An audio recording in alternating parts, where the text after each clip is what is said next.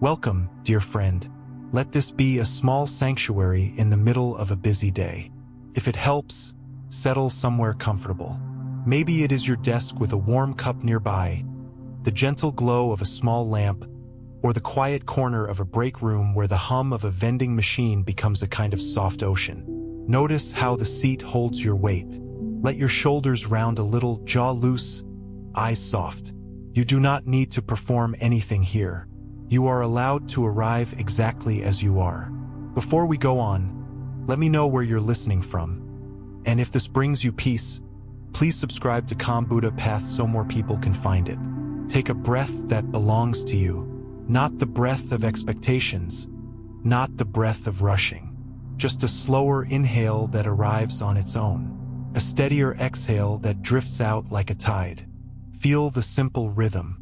Feel the clothing on your skin, the air touching the bridge of your nose, the weight of your hands resting. This is the doorway, nothing fancy. The ordinary moments most people step over as if they were pebbles, not realizing they are precious stones. You may notice the mind offering you tabs to reopen, unfinished emails, a message you wish you had written differently, a calendar packed so tightly that even your lunch seems scheduled. Let them hover. You do not need to fix anything just yet. Right now, we are learning the art of landing. That is our first skill tonight. Arriving in the present without demanding that it be different. In Buddhist language, it is the practice of returning, again and again, from the trance of elsewhere. There is a kindness in returning. You don't scold a puppy for wandering. You tap your knee and let it come back to your side. In the same way, when you notice a drift, you can whisper, "Here." The word works like a small bell. Here. You might feel the contact points of your body with the chair. You might sense your breathing move like a slow tide across the ribs. You might notice the small sounds around you, not as interruptions but as reminders that you are safely part of the world. Work can become a field of friction. The three classic frictions, wanting, and not seeing clearly, tend to sharpen under deadlines. Wanting shows up as grasping for approval, more praise, a perfect outcome. Not wanting shows up as resistance to tasks that feel dull or difficult, to coworkers who challenge you, to the awkward meeting that never ends. Not seeing clearly shows up as confusion about priorities, fog in the mind, losing the thread halfway through a sentence. Tonight we begin to meet these with three inner powers: release, acceptance, and clear seeing. We won't force them. We'll invite them like good company. Let's begin with the body because the body rarely lies. Minds can argue all day. Bodies tell you simply yes or no. In Zen practice, we ground awareness in the senses to brighten attention and soften stress reactions. When attention sits quietly in the body, the nervous system often follows. If you like, let your breath lengthen just a little. Feel the clothing on your shoulders. If you're standing, sense the soles of your feet, the pull of gravity sending roots down through the floor. If you're sitting, feel the broad support beneath you. If it feels right, let the exhale fall through the chest like sand, unhurried. You are not trying to become calm. You are learning how to be in respectful contact with this moment, as it is. Calm may visit when it recognizes a welcome place. Focus may return when it has a soft place to land. But we don't chase them. We set out a cup of tea for them, and then we tend to what's real in front of us. There's a simple idea that changes work from a battleground into a practice ground. Every task is a bell. Each email, each line of code, each spreadsheet cell, each plate to wash in the staff kitchen, each small conversation by the elevator, each one rings and we respond with presence. Not perfection, presence. The bell rings, you feel the body, you breathe, and you meet the task with just enough attention to do the next true thing. Over time, this becomes a rhythm that carries you through days that used to scatter you. To help that rhythm, let's try a tiny practice. 1 minute arriving. For the next minute, if it feels right, bring your attention to the triangle of your nose and mouth. Let each inhale cool that area, and each exhale warm it slightly. Allow your eyes to soften or close if that's comfortable. You can pause anytime. If thoughts pull you, that is fine. Notice one thing you can feel: the weight of your hands, the texture of your shirt, and return to the gentle temperature shifts at the nose and mouth. After a minute, let your gaze lift again. There's no gold star for getting this right. The gift is the attempt. It's a vote for a different way of relating to your day. When you cast enough of those votes, the shape of the day changes. Let's talk about attention like it's a kind friend you are learning to host. When you treat attention roughly, snatching it with alarms, flooding it with dopamine jolts, yanking it from window to window, it becomes skittish. It jumps and twitches. When you treat it gently, offering one thing at a time, giving it a single place to rest, allowing pauses, it begins to trust you. It lingers. It deepens. Focus is not a whip. It is a welcome. In Buddhist teaching, there is a phrase that translates roughly to right effort. It doesn't mean straining. It means placing energy where it can bear fruit without harm.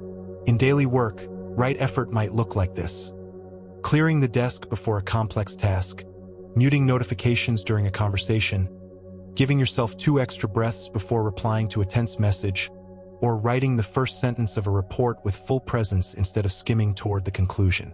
Right effort is small, sustainable, and kind. You may worry that if you do not push yourself, nothing will get done. But consider how much energy is spent in friction. Resistance burns more fuel than the task itself. Grasping burns fuel, too, because it clutches and tightens. Confusion wastes fuel because it loops. Presence is efficient. When you are here, you see the next true thing. You do it. Then you see the next one. It is not dramatic, but the hours change their flavor. I want to offer you a second micro-practice that you can use between tasks, especially before opening messages or stepping into a meeting. Doorway pause. Each time you touch a literal doorway, a browser tab, or the handle of a drawer, let it be a cue. If it feels right, pause for 2 breaths. On the first, feel gravity, your spine quietly stacking itself. On the second, ask, what is the kindest next step? No need to justify. You can stop anytime. The cue is the doorway. The gift is the pause. Notice how this turns the day into a string of intentional beads. Each bead is small. Together, they make a necklace you actually want to wear. Work often invites us into roles, and within roles we sometimes forget we are a living being. You become the analyst, the nurse, the teacher, the parent, the manager, the student. These can be beautiful forms of service. Yet under stress, the role can harden, and you might feel trapped inside it. Zen suggests a softer approach. Hold the role lightly, like you'd hold a paper lantern.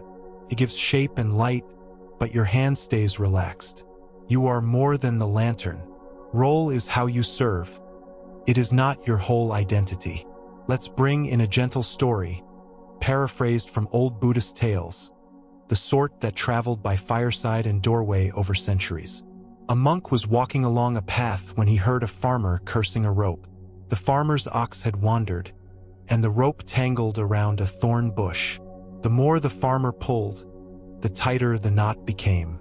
The monk did not lecture. He stepped into the field, placed his hand near the knot, and invited the farmer to stop pulling for a moment. They both took a breath. Then the monk turned the rope in the opposite direction, and the knot loosened at once. The farmer laughed at himself and thanked the monk. They shared a quiet moment. Then each went on. We live this story in email threads and project plans. We pull on the rope of a problem with force and urgency. The knot tightens. When you stop for a breath and gently turn, often the knot loosens. Acceptance is not giving up. It is letting go of the useless pulling so you can see how the knot is made. The first key idea for our time together is this: stress is not only what happens to you, it is also how you carry what happens. We cannot always change the weather of the workplace. We can practice how we hold the umbrella. When your grip is rigid, the wind tears at you. When your grip is responsive, you bend and sway without breaking. The body knows how to do this. Trees do it. Rivers do it. You can too. Right now, is there one place in your body asking for kindness? Shoulders, forehead, belly, hands. Offer it a microdose of ease. If it feels right, let your next exhale run through that place like warm water, softening edges. If images help, picture a small lantern placed there. It's light, steady, and undramatic. You don't need to fix anything. You're simply not leaving yourself alone in your own body. Some days, the pressure is not from others. It's from the inner critic, the tight manager in the mind. Tells you you're behind, you're not enough, you must sprint or be forgotten. Thank it for trying to protect you. Then ask it to sit beside you rather than drive the car. In Buddhist practice, we do not exile parts of ourselves. We invite them into the circle and give them tea. The critic calms when it knows you will still take the next true step. Focus does not mean clamping down. It means letting your attention wear the right size shoes. Too tight and you get blisters. Too loose and you trip. For a short, concentrated task, you might choose a snug fit, a clear objective, and a quiet environment. For creative thinking, you wear looser shoes. A walk around the block, a warm shower, a few lines scribbled by hand. When your shoes match the terrain, effort feels natural. This is also a piece of right effort. If it feels helpful, consider the rhythm of your day like breathing. Inhale is concentration, doing, speaking, moving things forward.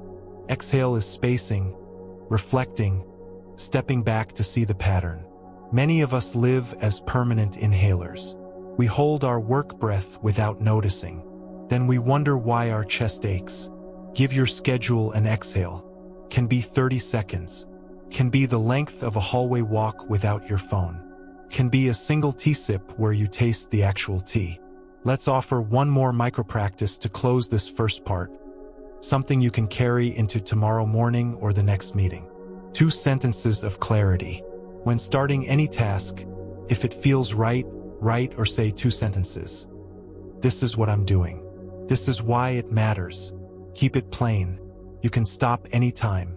These 2 sentences clear fog, invite purpose, and quietly align your energy with your values. You are already practicing. Simply by listening and allowing your body to soften, you have stepped out of automatic pilot.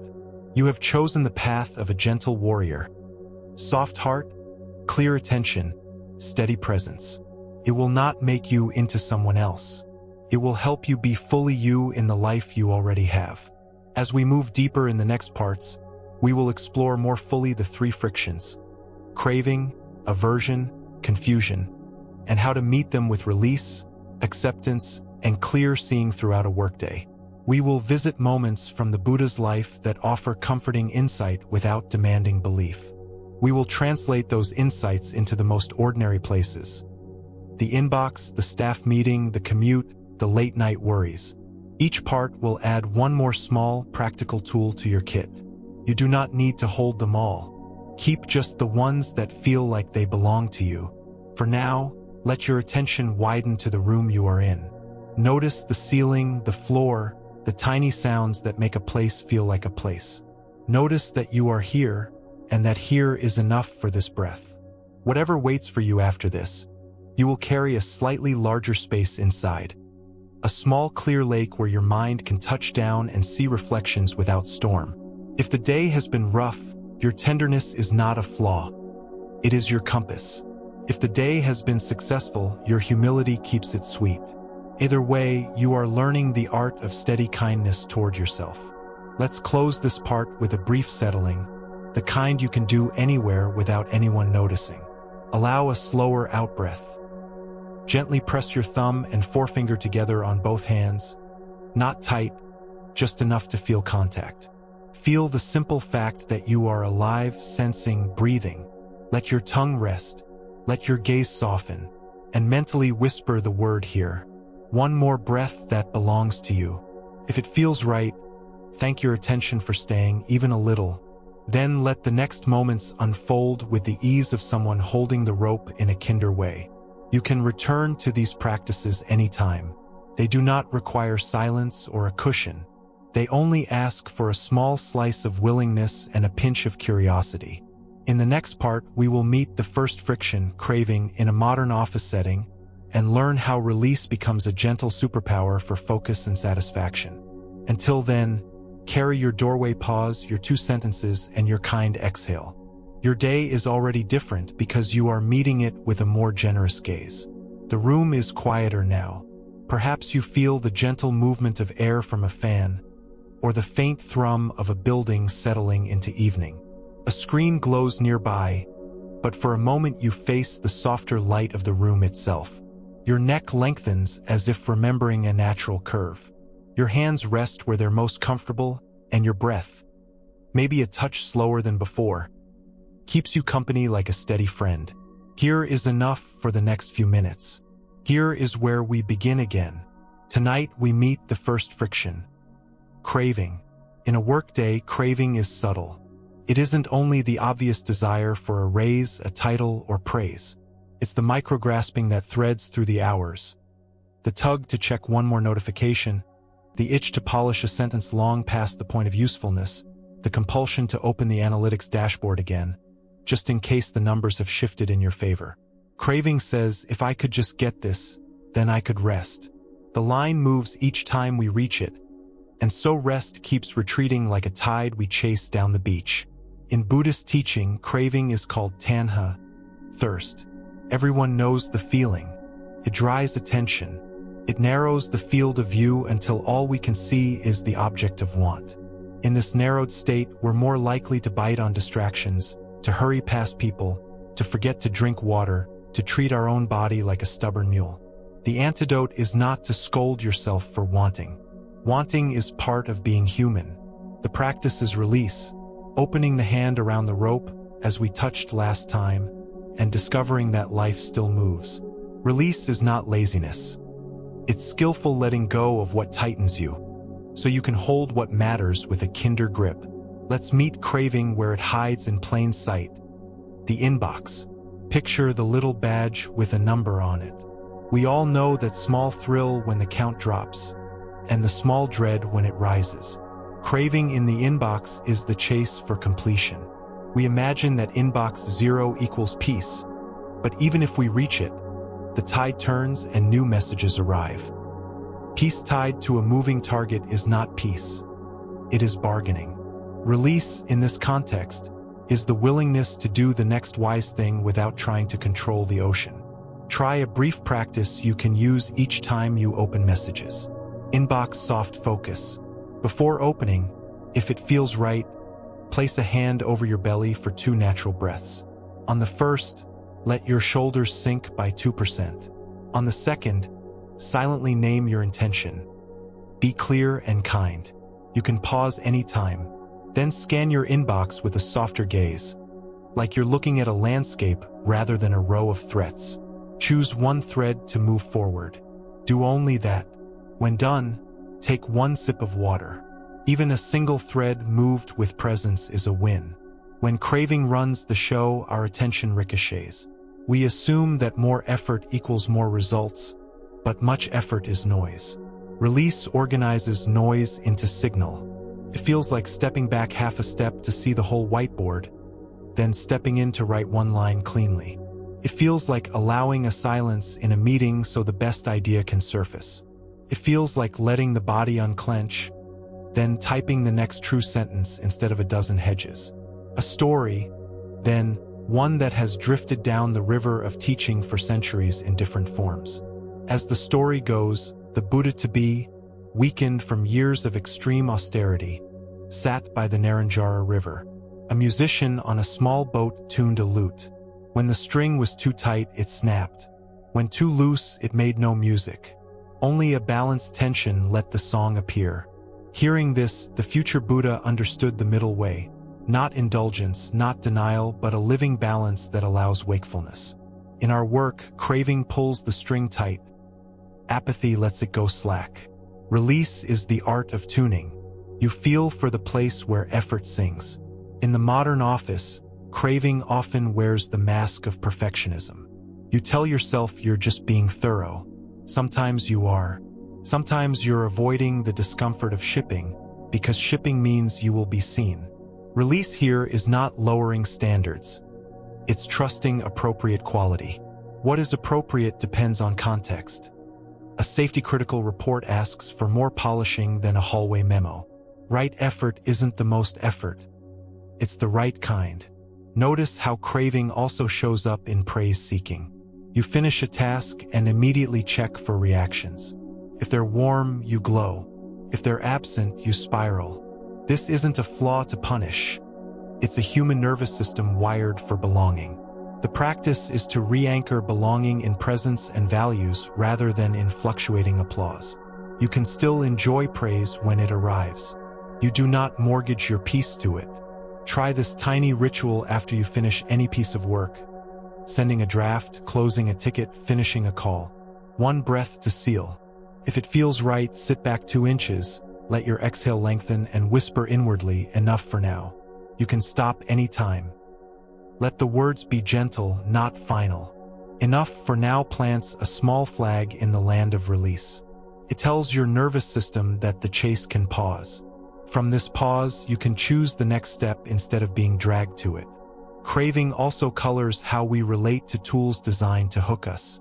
Metrics dashboards, social feeds, quick messaging threads. None of these are inherently harmful. But when craving merges with algorithmic design, attention becomes prey. Release here involves friendly boundaries.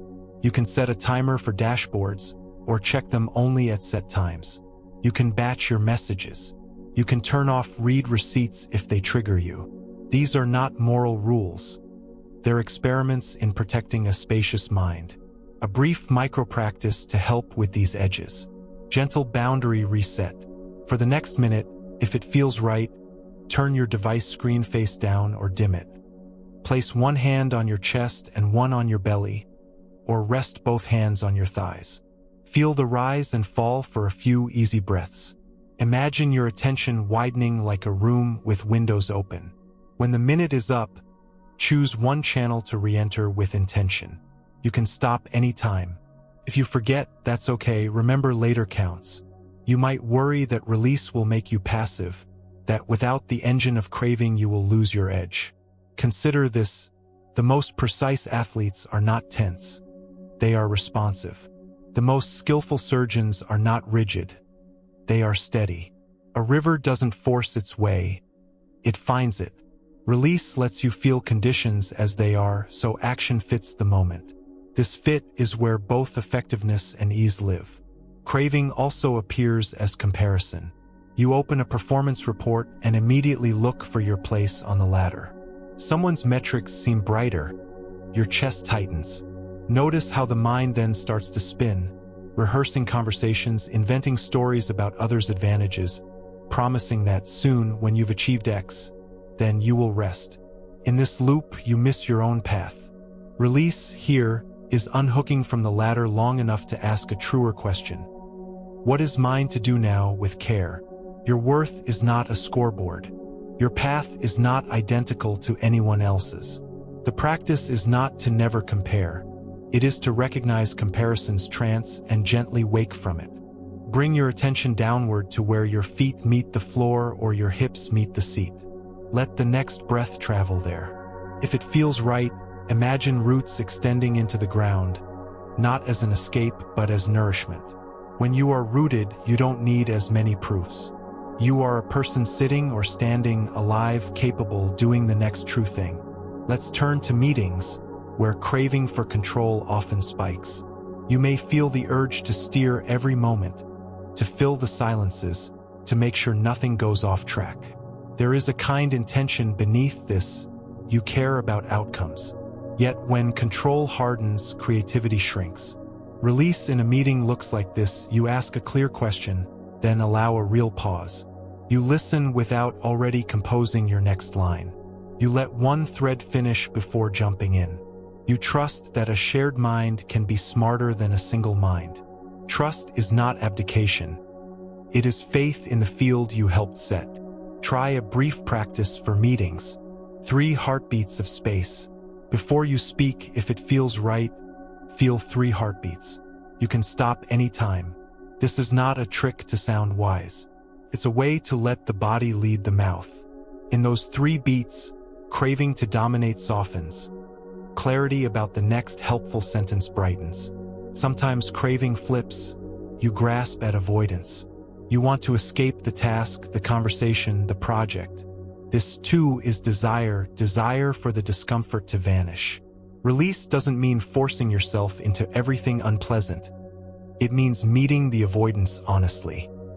Can you break the task into a small stone that you can lift? Can you hold the awkward conversation with the gentlest tone that still speaks truth? In both cases, the question is the same: what would release look like here? Sometimes it is a 5-minute start. Sometimes it is asking for help. Sometimes it is saying no. Release is not a single action. It is a relationship to grasping. An everyday moment. You are about to open a presentation. Your pulse is a bit fast, your mouth a little dry. A part of you wants the room to love you. Another part wants to run. Both are ordinary. Release here begins with acknowledging both without letting either steer blindly. You can soften your knees, let your shoulders drop, feel your feet, and let your eyes land briefly on one friendly face or empty chair. Then you begin. As you speak, you keep placing attention in the body now and then, like returning your hand to the stove knob to make sure the flame stays steady. You don't perform calm. You practice connection. Audiences feel it. Here is a small tool for that moment. Anchor word. Choose a kind word in advance. Steady, warm, clear. If it feels right, let that word ride on your exhale now and then as you present. You can pause anytime. The word is not magic. It's a thread that ties you back to your body and your intention, which matters more than perfection. Craving can be sticky around recognition. Maybe someone else received credit for a project you held together behind the scenes. The mind flares. But what about me? This is understandable. You are human. Release here is not pretending you don't care. It's choosing your response. You might advocate for your contribution with calm specifics. You might let this one pass because the relationship matters more. You might decide to keep a simple log of accomplishments to share during reviews. The inner work is not to harden around resentment, which corrodes you from the inside. Instead, you let the feeling move through without sculpting it into identity. You are not the unappreciated one. You are a person practicing skillful means in a complex system. Notice, too, that craving often leverages fatigue. When tired, the mind wants quick hits: sugar, scrolling, doom feeds, impulse replies. Release is supported by care for the body. Without promises or plans, check in: would water help? Would stepping outside for 3 breaths help? Would loosening your belt or relaxing your jaw help? Small body kindnesses are not indulgent. They are fuel for clarity. The Buddha's middle way included nourishment after years of deprivation. Your middle way includes snacks, rest, and boundaries where possible. Another micro-practice to weave into transitions. 60 seconds in nature. If it feels right, look out a window or at a plant photo or step near a tree. For about a minute, let your eyes rest on something living. Notice color, texture, light. You can stop anytime. This is not woo. It is how nervous systems recalibrate. A minute is enough to remind your animal body that the world is larger than your screen. Let's return to the deeper layer beneath craving. The belief that peace lives only in the next moment, the next achievement, the next approval. See if you can feel the weariness of that belief. It has probably served you in some ways: motivated study, growth, hard work. But as a soul engine, it's exhausting. Release does not take away your drive. It rescues it from desperation. You still care, you're simply not sprinting in circles. In practice, release often begins with the smallest exhale of honesty. You whisper, "I'm gripping." That's all. The naming loosens the knot by a fraction. Then you ask one of 3 questions. Can I soften this by 5%? What is one clear next step? What can I let drop without harm? 5% softening is realistic. One next step is doable. Letting something drop, an unnecessary flourish, a recheck that adds nothing, a meeting you're attending out of habit, creates space. A scene from the Buddha's life offers another angle on release. After his awakening, he returned to teach in villages and forests, speaking to farmers, nobles, children, and monks. He tailored his words to each group, not because truth changed, but because conditions did. Release is like that, responsive. In the morning, release might look like muting notifications for an hour to protect deep work. At noon, it might look like joining colleagues for a short walk instead of one more solitary lunch at your desk. In the afternoon, it might look like rewriting a harsh email in a kinder tone. Same thread, different shapes. As we close this part, let's practice a small ritual you can use at the edges of your day, where craving for more often creeps in at the end of work. Closing the office gate. When you finish for the day, if it feels right, stand or sit quietly for 30 seconds. Notice 3 things you did move forward, no matter how small. Then place your hand on the door frame or on the laptop lid if you work from home. Whisper, aloud or inwardly, "I am allowed to rest." You can stop anytime. This is not an oath. It's an invitation. You are training the mind to release the day so that the evening can be what it is, not an extension of the chase. There may be days when release feels impossible, when the project is on fire or the stakes are high. On those days, release might be microscopic. Loosening your jaw as you type, letting your shoulders drop while you explain a problem, allowing one full exhale before you reply, admitting you don't know and asking for help. Microscopic release still counts. 1,000 small releases knit into resilience. If you find yourself skeptical, that's okay. You do not need to believe any of this as doctrine. Treat it like a lab. You are the scientist and the subject. Try one tiny thing and observe what shifts. Maybe nothing. Maybe just a slightly kinder tone in your own head. Over time, those tones create a different climate in which work happens. Let's end with a short practice to weave craving and release into the body's knowing, so that your muscles remember what your mind hopes to learn. Unclench and place. For half a minute, if it feels right, scan from your forehead to your toes for any clenched places. When you find one, don't force it to relax. Instead, picture placing a warm stone there, gentle weight, steady heat. Let the exhale pass through that spot. You can pause anytime. Then, choose one object in your workspace. A pen, a plant, a cup. Place it with care. This small act of placement tells the nervous system that you can shape a moment without clutching it. You make a pocket of order that doesn't depend on control. It depends on attention. You belong to this life as it is, not as your craving says it must be. Your work can be a field where release is practiced, where your effort becomes clean and your presence becomes a kind light for others. You are not alone. People in countless rooms are learning to set down what hurts to hold, so their hands are free for what matters.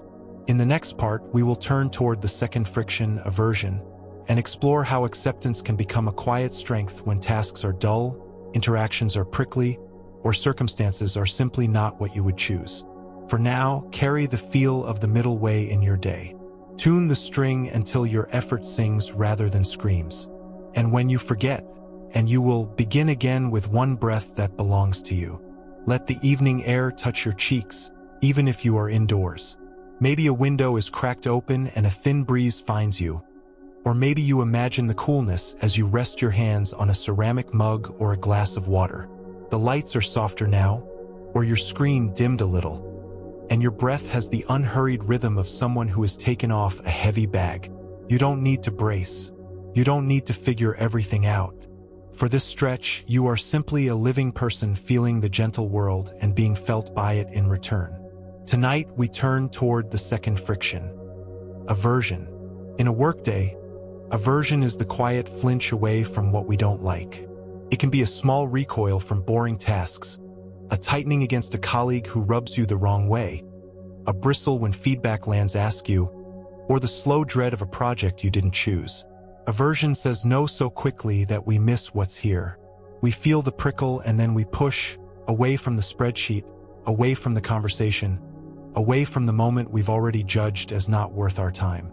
And then, because life keeps presenting us with what it presents, we end up fighting the river. The counter move is acceptance. not passive resignation, not pretending to enjoy what you don't. Acceptance, in this practice, is the willingness to be with what is already true long enough to respond wisely. When you stop using energy to deny a fact, energy returns to meet it. Acceptance is a doorway to strength because it reunites you with the reality you can actually shape. If a report is overdue, acceptance lets you own it and begin. If a teammate is curt, acceptance lets you feel the sting and reply with clarity instead of heat. If a task is dull, acceptance lets you do it cleanly and move on rather than dragging it out with resistance. Notice how aversion lives in the body. It is rarely just an idea. It's the micro-clench in the throat when your name is called unexpectedly. It's the shoulders rising when the calendar pings another meeting. It's the belly tightening when you see a certain sender in your inbox. Before the story even finishes forming, the body has already chosen a defensive posture. This is not failure. It is a nervous system doing its best to keep you safe. Acceptance begins with meeting that body response as part of you, not as an enemy inside you. Try a small practice to feel this clearly without being overwhelmed. Name and nest for 30 seconds. If it feels right, pick one mild aversion and reach, a task you don't want to do, a message you're avoiding. Say its name softly in your mind. Payroll update, status email, awkward call. Then nest the feeling by noticing 3 body sensations that go with it. Tight jaw, cool hands, held breath. You can pause anytime. Do not fix the sensations. Just hold them like a bird in cupped hands. 30 seconds is enough. When you're ready, release your jaw by 2% and let one exhale lengthen a little. There is a classic teaching story often called the second arrow. The first arrow is pain, the thing you didn't want happened. The second arrow is our reaction, the extra wounding of resistance, blame, or self-attack. The first arrow is usually not optional. The second is. In the office, the first arrow might be a last-minute change to a brief, a tool outage, a budget cut. The second arrow is the spiral. Why does this always happen to me? I can't believe this ruins everything. Acceptance is the art of removing the second arrow before it lodges. It's the quiet acknowledgement. Yes, the plan changed. Yes, this is uncomfortable. Yes, I can meet it. Notice the temptation to make acceptance into an identity. You might try to be the calm one and swallow your truth. That is not acceptance. That is bypassing. Acceptance includes the facts of the situation and the truth of your response. I don't like this can live alongside. I can still choose a skillful next step. When both are allowed, the body loosens. Let's bring this into a common moment. The task you keep pushing to the end of the day, then to tomorrow. It's often not hard, just sticky. Aversion has wrapped it in a story. Acceptance here sounds like, this task feels dull, and I can do 10 clean minutes. When you stop arguing with the dullness, the 10 minutes often pass more easily than the hour spent avoiding them. Practice for sticky tasks. 10-minute gentle start. Set a timer for 10 minutes. If it feels right, say aloud or inwardly, just begin. Work on the task with modest care, not perfection. You can stop anytime after the timer. If you continue, let it be because momentum is kind, not because you bullied yourself. This practice respects your dislike and still plants your feet on the ground of action. Aversion also blooms around people. Perhaps there's a coworker whose style scratches your nerves. Too blunt, too vague, too eager, too reserved. It's easy to turn that scratch into a story that locks them in a box and you in a stance. Acceptance begins by gently seeing the box you've built. You can dislike a behavior without turning a person into an enemy. The practice is not to force yourself to feel affection. It's to choose the most skillful way to work together given the truth of both of you. Try a briefing ritual before a tricky interaction. 3 facts and 1 intention. Before a meeting or message with someone who triggers your aversion, write down 3 observable facts about the situation. Keep them clean. We have 30 minutes. We disagree about the deadline. Last time I spoke quickly and interrupted. Then add one intention, listen to understand, or state the constraint clearly. You can pause anytime. Facts reduce drama. Intention focuses energy. Aversion often rides on hidden expectations. Part of you expected a smoother day, or a more appreciative audience, or tools that worked flawlessly. Expectations aren't wrong. They're just invisible contracts that life didn't sign. Acceptance is renegotiating the contract with reality in real time. The more quickly you can notice the breach and rewrite the expectations to fit what's actually happening, the less energy you bleed. Another micro-practice, especially for tech snags and logistical snarls. Reset the contract. When something breaks, a file corrupts, the Wi-Fi hiccups, close your eyes for 2 easy breaths if that's safe. Inwardly say, new plan. You can stop anytime. Then define the smallest workable next step. Use hotspot. Call support. Draft offline. It isn't dramatic, but it clears the fog of complaint and moves you. There is a quiet dignity in acceptance. It's the dignity of someone who doesn't hide from facts, who doesn't inflate or collapse. This dignity is contagious. When you practice it, meetings mellow sooner. Emails lose a degree of heat. Others begin to feel safe around you, not because you're nice in a forced way, but because you're rooted. Acceptance grows roots. Sometimes aversion points to a real boundary. Acceptance includes boundaries. If a request violates your capacity, or a pattern harms your well-being, acceptance helps you articulate a clean no. The no is not a fight. It's a clear line drawn so that the work remains sustainable. Aversion without acceptance bites or sulks. Acceptance with clarity speaks and proposes alternatives. A simple language tool, kaino, true yes. If it feels right, structure difficult replies like this. I can't do X by Friday because of Y. I can offer Z by Monday, or help find someone who can cover. You can pause anytime. The first sentence accepts reality. The second keeps you in collaboration. This is not people-pleasing. It's partnership without self-erasure. Aversion to boredom deserves a look. Many jobs contain repetitive tasks. When we resist them, we magnify their weight. In Zen kitchens, practitioners wash rice as rice, sweep floors as floors. The practice is full presence in small acts. You won't always feel like it, but sometimes making a ritual of a boring task returns a sense of meaning you thought the task lacked. Ritualizing the ordinary. Make the mundane sacred for a minute. Choose one repetitive task, renaming files, checking forms, folding uniforms. For 1 minute, if it feels right, do it with full attention. Hand motion, sound, temperature, sequence. Let your face soften. You can stop anytime. This isn't about romanticizing labor. It's about reclaiming your mind from the argument with reality for 60 seconds. Let's acknowledge aversion's cousin, resentment. Resentment is aversion that has congealed.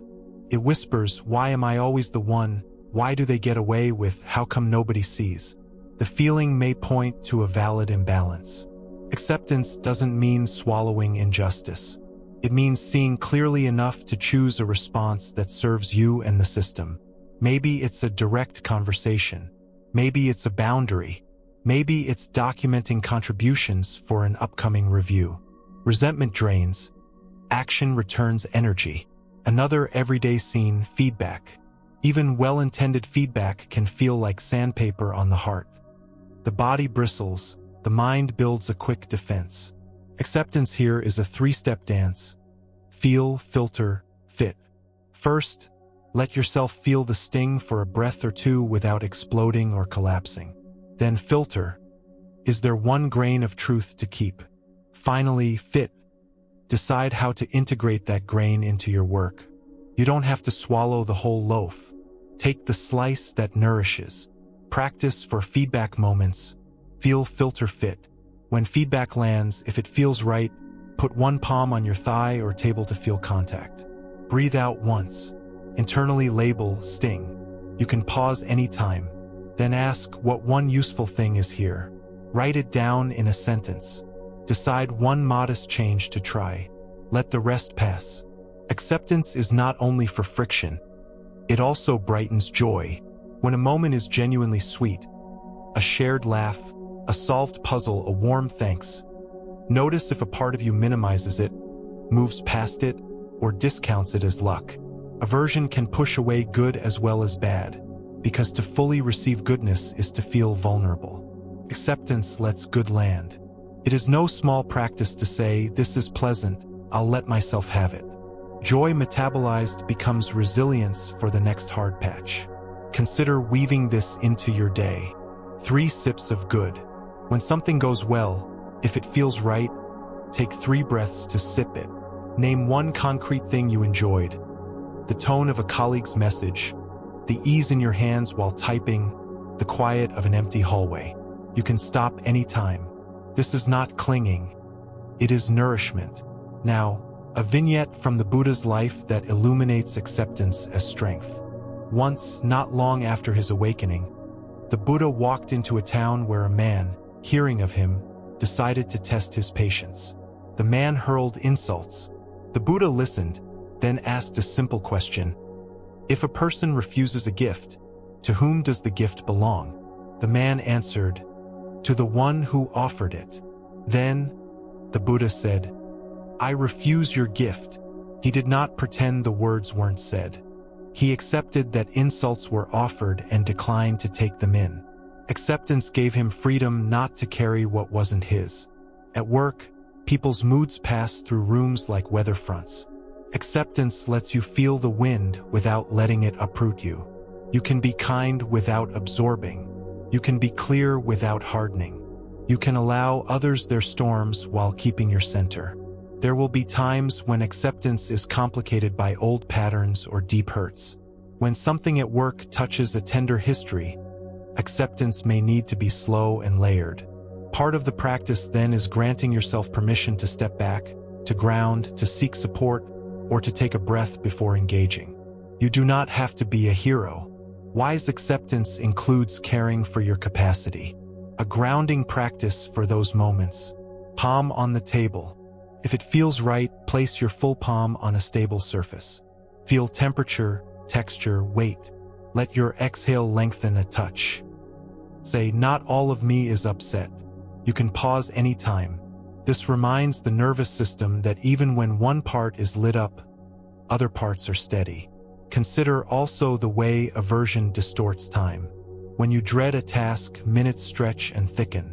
When you accept it and move, even slowly, time becomes workable again.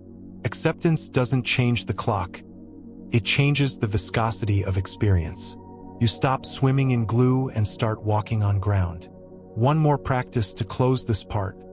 A way of ending hard days without carrying their grit into your rest. Brush off the dust. Stand or sit.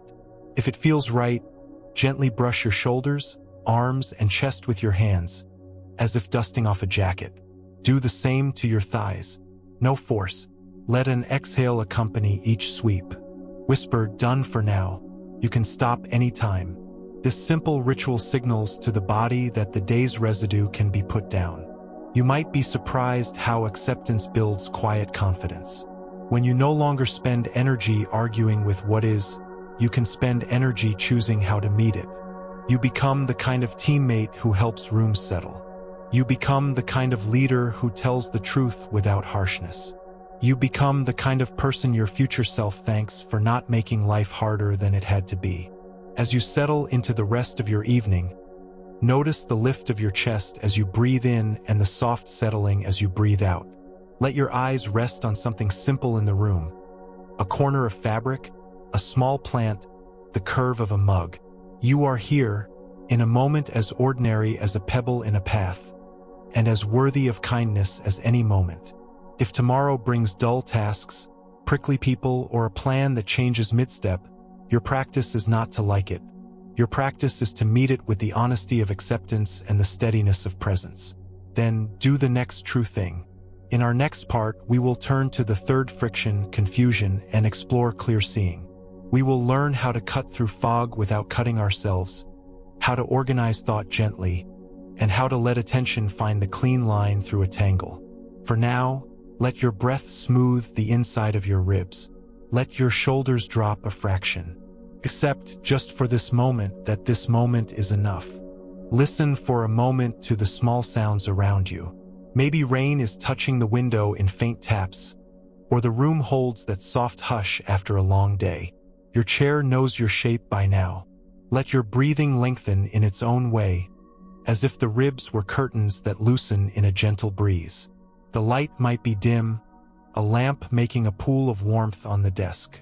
If you like, wrap a blanket over your knees or rest your hands around a cool glass. Nothing to perform, just this quiet and you in it.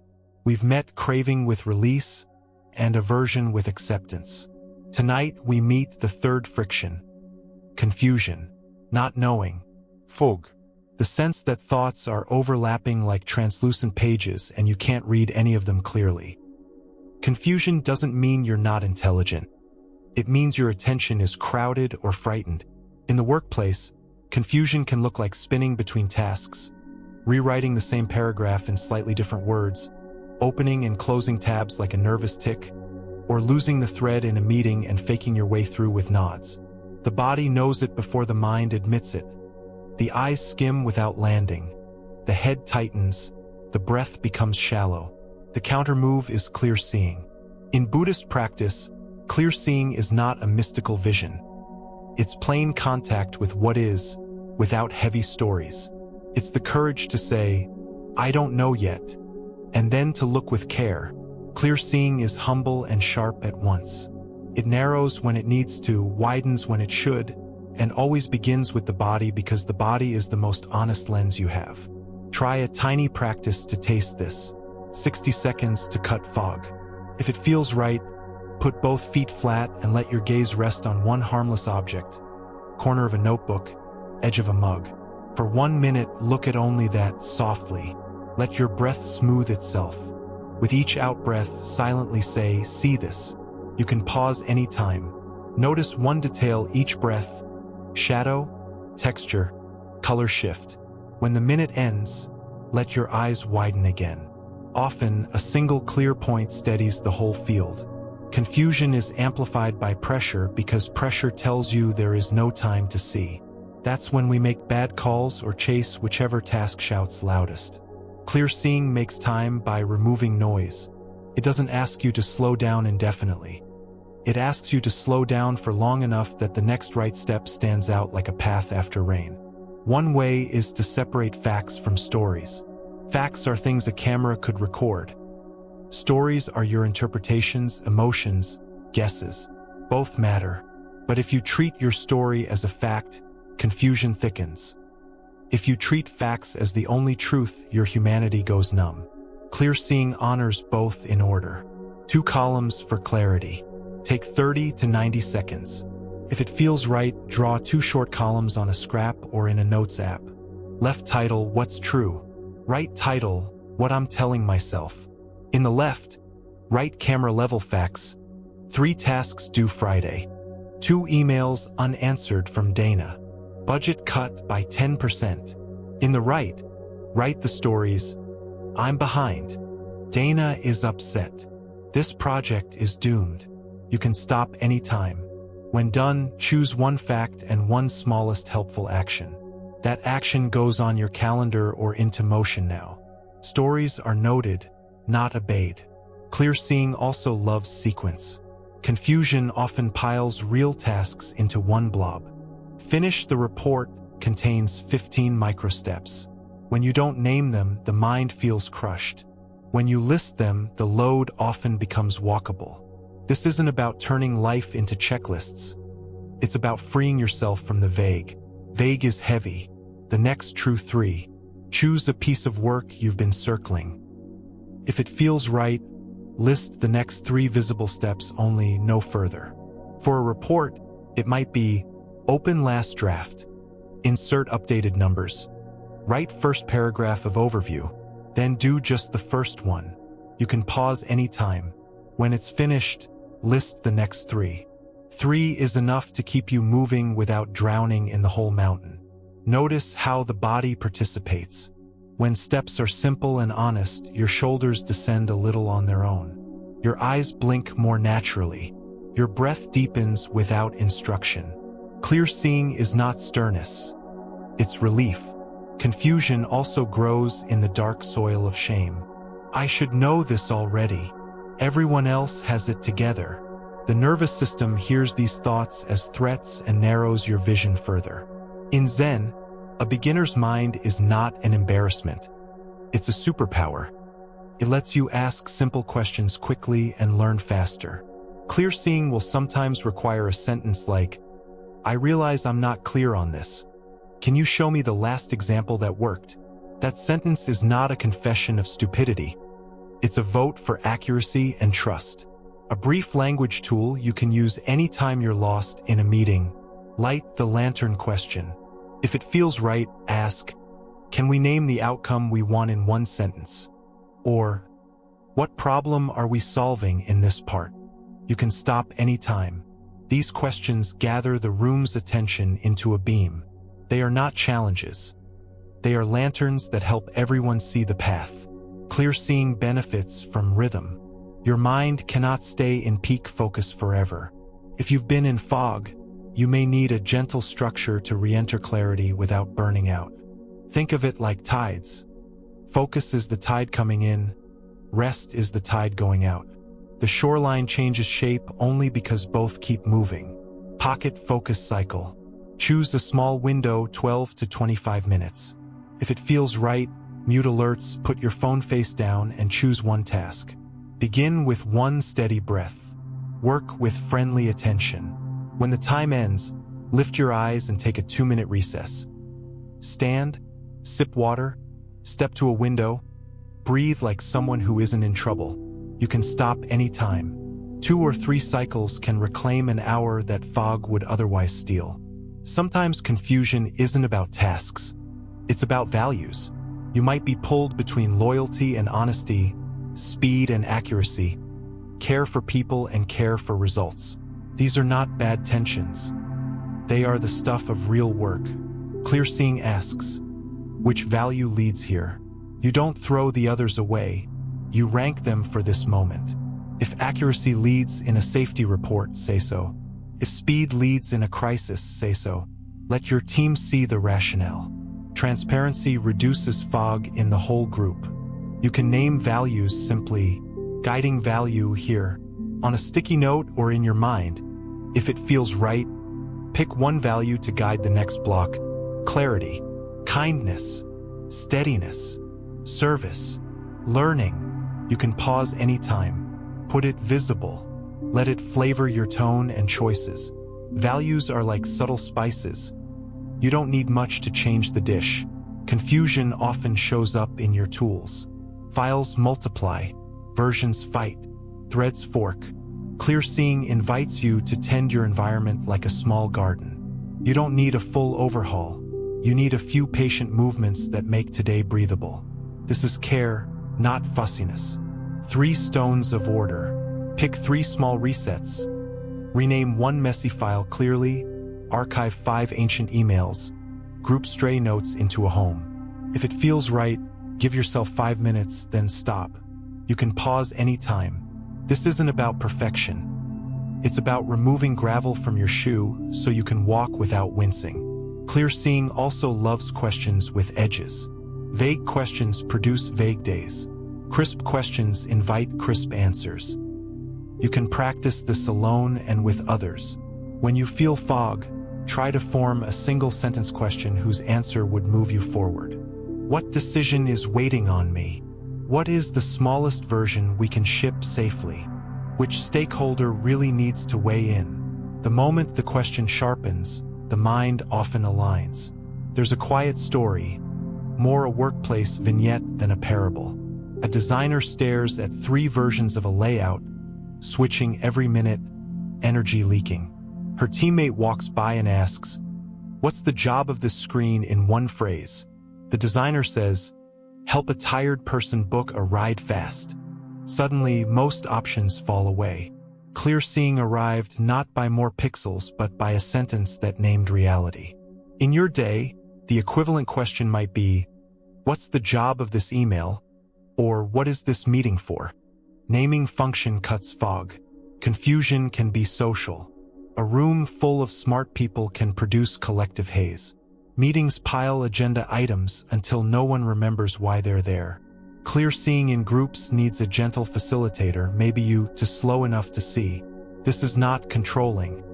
It's caretaking. Meeting as practice. If it feels right, open a meeting with 3 beats. Purpose in 1 line, time boundary, desired output. We have 20 minutes to decide who owns the rollout doc. Add a final beat before closing. What did we decide? Who does what? By when? You can pause anytime. This takes a minute and can save the entire rest of the hour. You may worry that clear seeing makes you blunt. It doesn't if paired with kindness. Clarity without kindness cuts. Kindness without clarity fogs. Together, they feel like a clear window with a warm room behind it. People can see what is true without feeling cold. That's a skill worth practicing. Let's attend to information overload. We ingest more than we can digest. The mind gets indigestion. Swirling headlines, updates, pings. Clear seeing here is learning to metabolize. Take in less, take in what you can use, let the rest pass. This is not ignorance. It's wisdom about your bandwidth. A single page read deeply can be more useful than 10 skimmed. Useful input rule. If it feels right, before consuming new input, ask, what am I looking for here? Name it. A definition, a precedent, a number, a tone. Skim until you find it, then stop. You can pause anytime. This keeps you from chewing information like gum long after the flavor is gone. Remember that confusion also arises from fatigue. Tired brains tangle. You don't need to be heroic. Clear seeing may be as simple as taking 10 quiet steps away from your chair, or splashing cool water on your face, or eating something steady. Can mean moving the hard decision to a time when you're actually resourced. This is not procrastination. It's respect for conditions. Even the Buddha lay down when he was tired. You are allowed. A body-based reset for mental fog. Back body breath. If it feels right, imagine the breath moving behind you, filling the back ribs like a quiet sail. Let the exhale travel down the back of the body into the hips. 3 or 4 breaths. You can pause anytime. Back body awareness often interrupts the forward hunch of confusion and returns a sense of support. Clear seeing has a cousin called seeing through. It's the ability to look past the noisy surface to the pattern beneath. Many workplace messes are repeated patterns wearing new names. If you can name the pattern gently, solutions deepen. We keep saying yes without asking what will drop. Or we mix decision meetings with brainstorms and end up doing neither. When you speak patterns without blame, rooms can adjust. There's a practice for this. Name the pattern, offer a move. If it feels right, say, I notice we're pattern. Could we try specific move for the next 10 minutes? You can pause anytime. For example, I notice we're circling. Could we collect all options first, then choose? You are not scolding. You're clearing fog for everyone. Sometimes, clear seeing means admitting the limits of clarity in that moment. Ambiguity exists. Projects evolve. The wisest move might be to define a short experiment that reveals information. In Zen, direct experience is honored. Put your hand on the stove knob. Feel the flame. Don't debate its temperature from across the room. Small probe. If it feels right, choose a reversible tiny test that would inform the next step. Send the email to 10 people and watch responses. Try the new copy on 1 page. Shadow the process for 1 hour. You can pause anytime. Let reality teach you, then adjust. Confusion also sticks to self-identity. I am the messy one. I am the overthinker. I am bad at planning. Fixed labels create fog because they hide the moving parts you can work with. Clear seeing turns those labels into behaviors you can meet. Sometimes I scatter when I'm anxious. I add too many options when I care. Now there's space for choice. Identity softens. Behavior becomes addressable. Practice for identity lightening. Talk to yourself like a teammate. If it feels right, rephrase one self-judgment as you would to a colleague you respect. Instead of, "I'm chaotic," try, "When timelines compress, I lose sequence." Let's add a simple checklist. You can pause anytime. This turns foggy self-attack into a plan. To root all this, let's create a small daily anchor for clear seeing you can carry forward. Morning map, evening sweep. In the morning, if it feels right, write 3 lines. Today matters because the one thing I will finish is, if stuck, I'll. In the evening, write 3 lines, what moved, what I learned, what I'll stage for tomorrow. You can pause anytime. These are not diaries. They're lenses that keep your day in focus and help you end without carrying a cloud to bed. Before we close, feel the room again. Feel the support beneath you. Let your exhale drop like a stone into a lake, ripples widening until the surface smooths. Clear seeing doesn't need fanfare. It needs the ordinary courage to look, the tenderness to admit confusion, and the patience to let the next true step appear. Sometimes that step is tiny, sometimes it's a conversation, sometimes it's rest. All are part of the same path. You have already practiced tonight. You looked at one object, you named facts, you chose small sequences, you softened your identity in favor of behavior you can shape. This is how a mind clears, not by force, but by kindness aligned with reality. Rooms need people like you, people who can say, "Let's see," and then actually see. In our next part, we will bring these 3 powers together: release, acceptance, and clear seeing, into a set of everyday moves for high-friction moments. Bursting inboxes, tangled priorities, tough conversations. We'll also visit a short story about a single grain of rice that changed how a kitchen ran, and we'll translate it into your calendar. For now, let your eyes soften. Let the breath settle where it wants. The fog doesn't define you. It is weather. You are the sky that allows it and the earth that waits underneath. Steady and kind. Ready for morning. There is a kind hush in the space around you. Maybe the window is cracked and a thin night breeze moves the curtain just enough to whisper. Maybe it's the small comfort of a pillow behind your lower back, the slow tick of a wall clock, the distant hush of traffic smoothing into white noise. Let your breath find an easy sway, as if a tide were moving under the floorboards. Hands rest where they like. Jaw on hooks. The mind doesn't have to hold the whole day right now.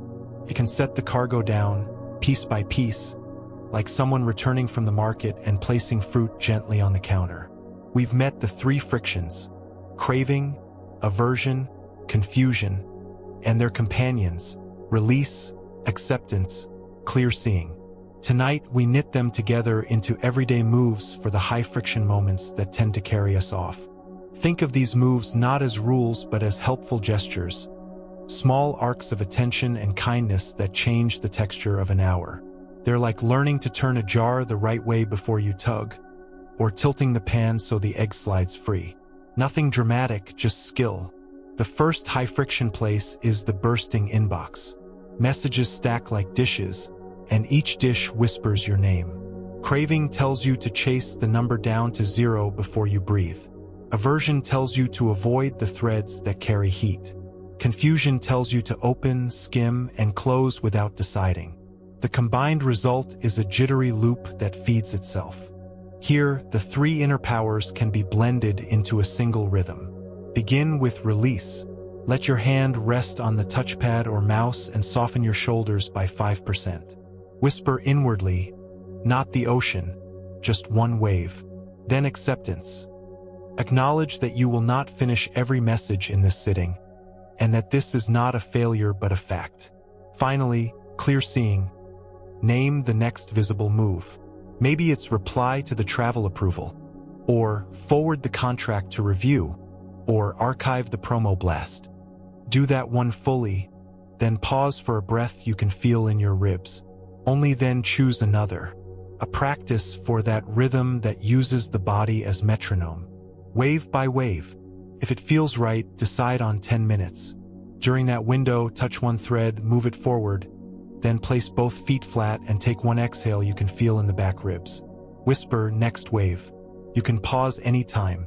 If your mind urges you to skim elsewhere mid-reply, notice the tug and return your hand to the single thread. When the 10 minutes end, stand or sip water. This is not about heroics.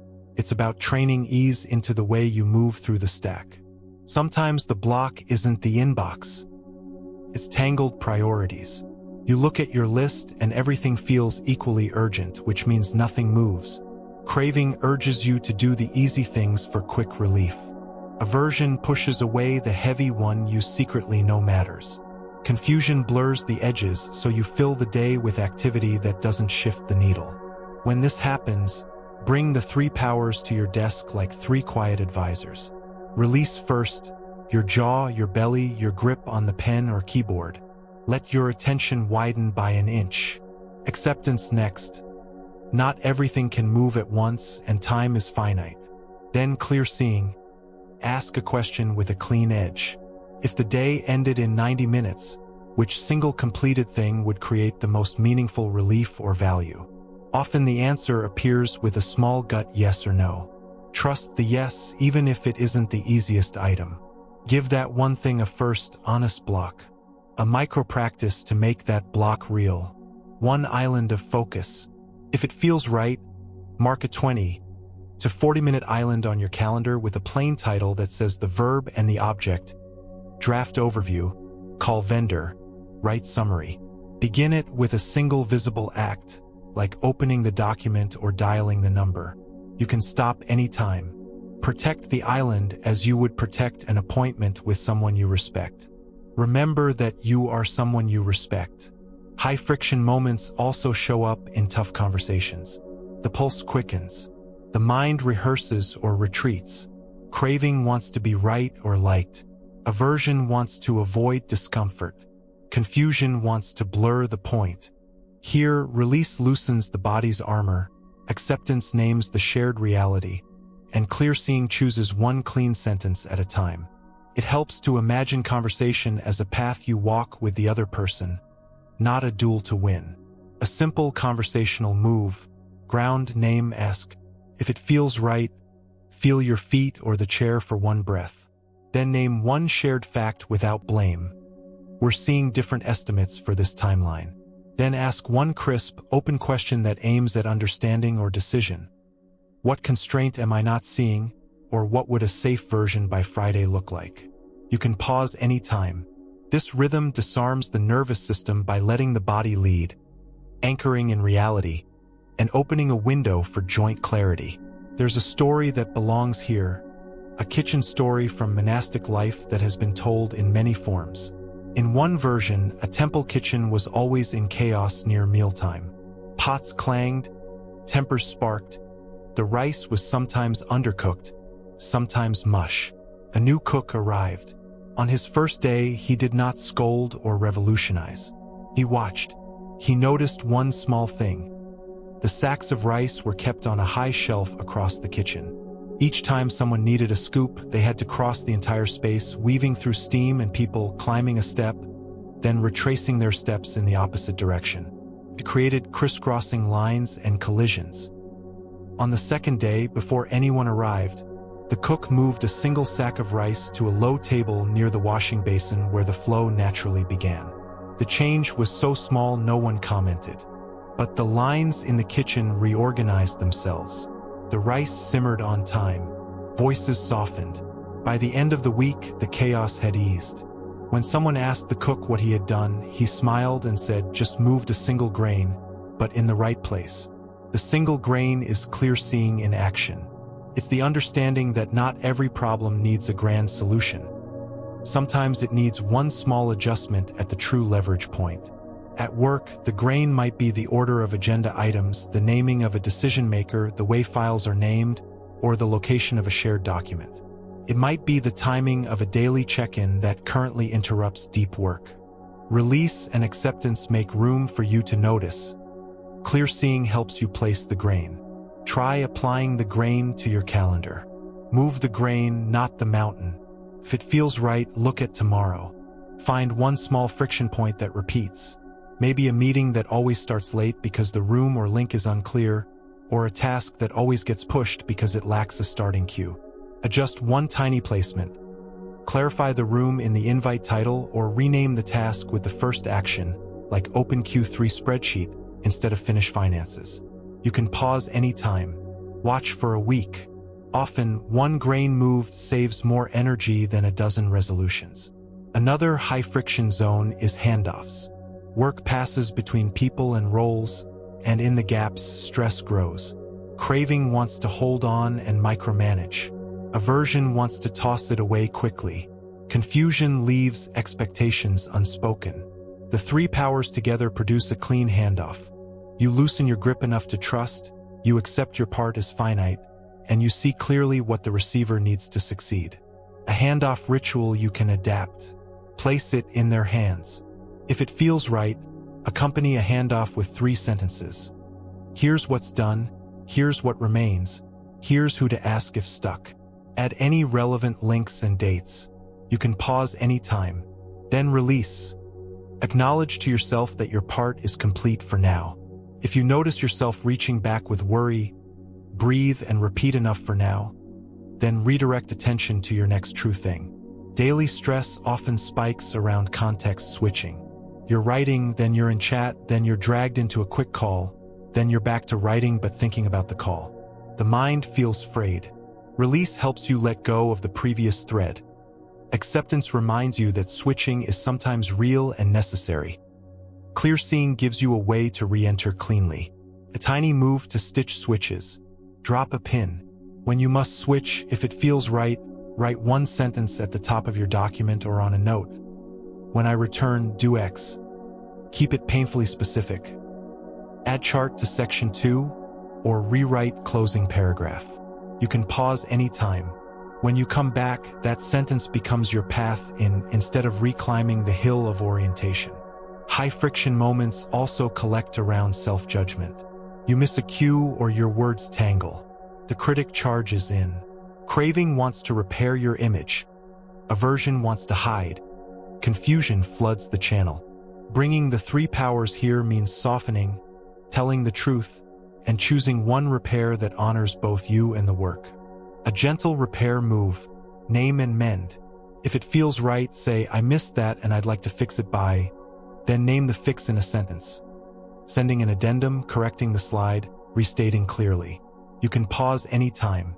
Speak it in the simplest language you can. The body often relaxes as soon as the path to amends is spoken, because reality has been met and dignity restored. Let's bring these moves into a morning routine that sets the tone for a steadier workday. Mornings can feel like you've been dropped into fast-moving water. Before the current grabs you, you can bring a little shape. Begin with the body.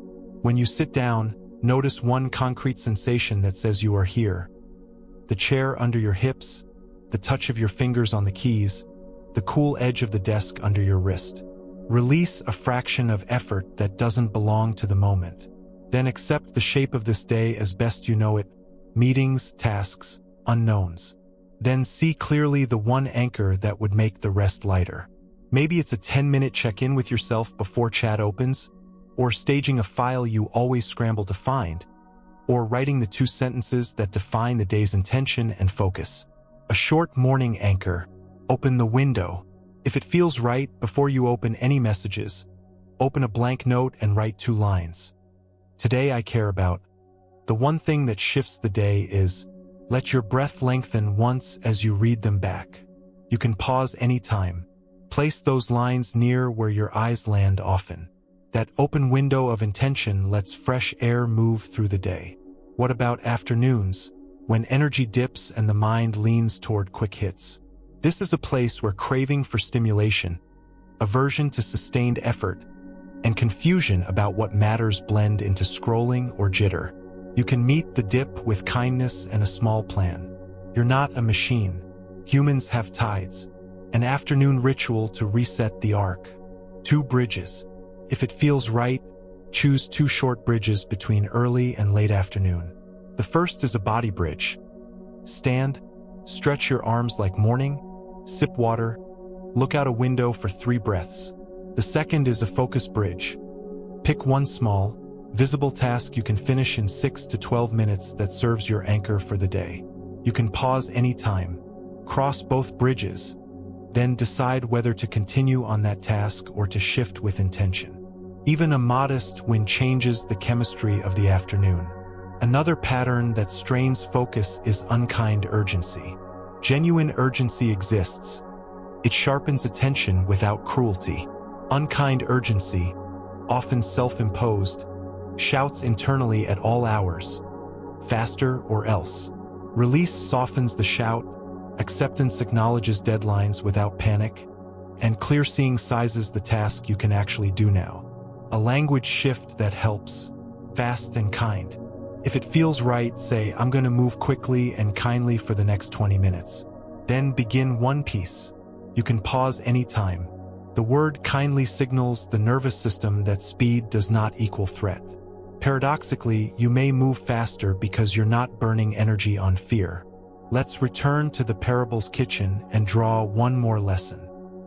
After the rice sack was moved, the new cook stood near the entrance for a day, not to control but to watch flow. When two helpers bumped elbows near the cutting board, he shifted the board 2 inches. When a pot's handle stuck into the aisle, he turned it inward. None of this was dramatic. It was continuous small noticing. At the end of the week, the head monk said, "The kitchen feels kinder." That word matters. Kindness is not only in tone. It is in the placement of things, the sequence of steps, the way a process respects bodies and minds. You are allowed to design kindness into your work. Look at your digital kitchen. Are there handles sticking into the aisle? Are you bumping your own elbows with the way you name files or structure folders?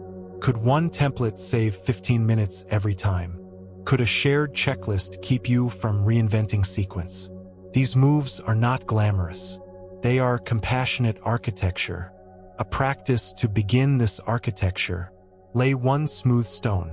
If it feels right, create one small template or checklist for a task you repeat, a draft skeleton for a status update, a 3-step handoff note, a simple file naming rule. Use it once today. You can pause anytime. Each smooth stone you lay becomes a path your future self will thank you for walking. Stress also builds in the space between work and home, the commute, the doorway, the shift from role to human. Without care, leftovers from the day spill onto the dinner table or into the quiet of your room. You can craft a simple transition that acknowledges your effort and sets down the weight. A closing ritual for the workday, the gentle gate.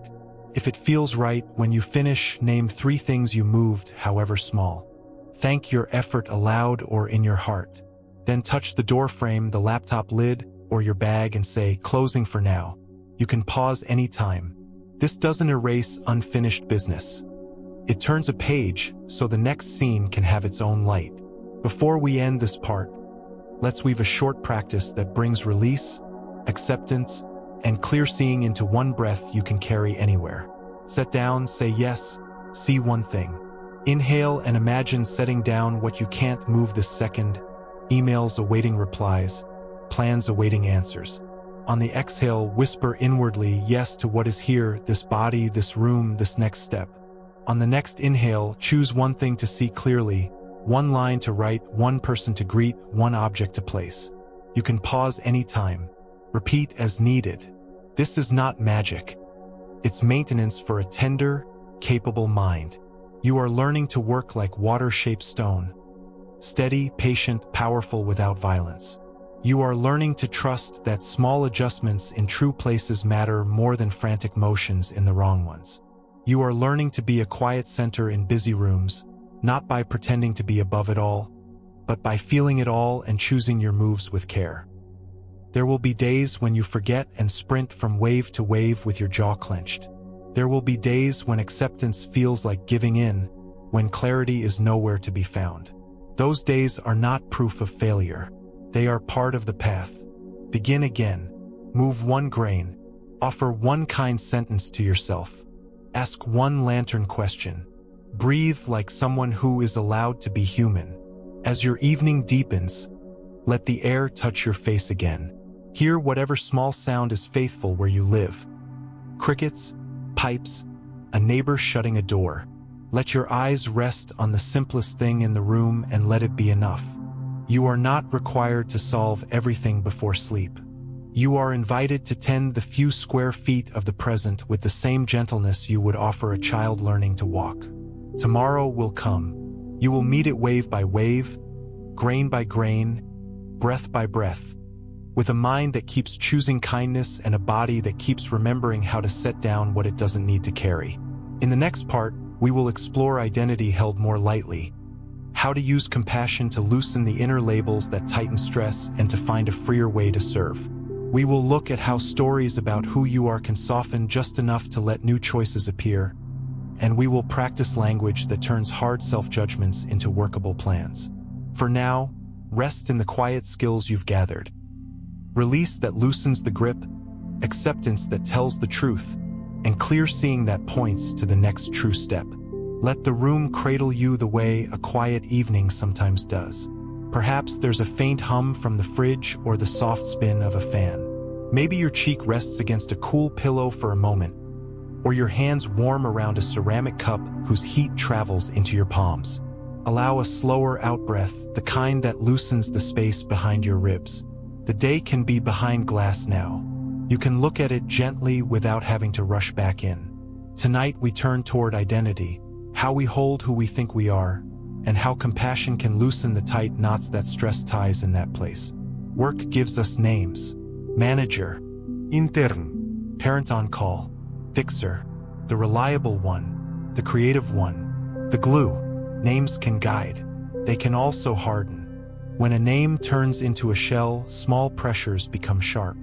One comment pokes the shell and the whole day stings. In practice, we learn to hold identity like a paper lantern. Useful shape, lovely light, soft grip. Compassion is the warm hand that keeps the lantern from crumpling. Clear seeing notices when the grip is hard. Release lets a finger or two relax. Acceptance allows us to be human inside our roles. Consider how often stress begins with an identity sentence. I can't drop anything. I'm the dependable one. I should never show confusion. I'm the expert. I have to say yes. I'm the helpful one. These are not wrong values. Dependability, expertise, generosity, beautiful. But if they turn into armor, they stop breathing. Then your nervous system reads life as constant threat.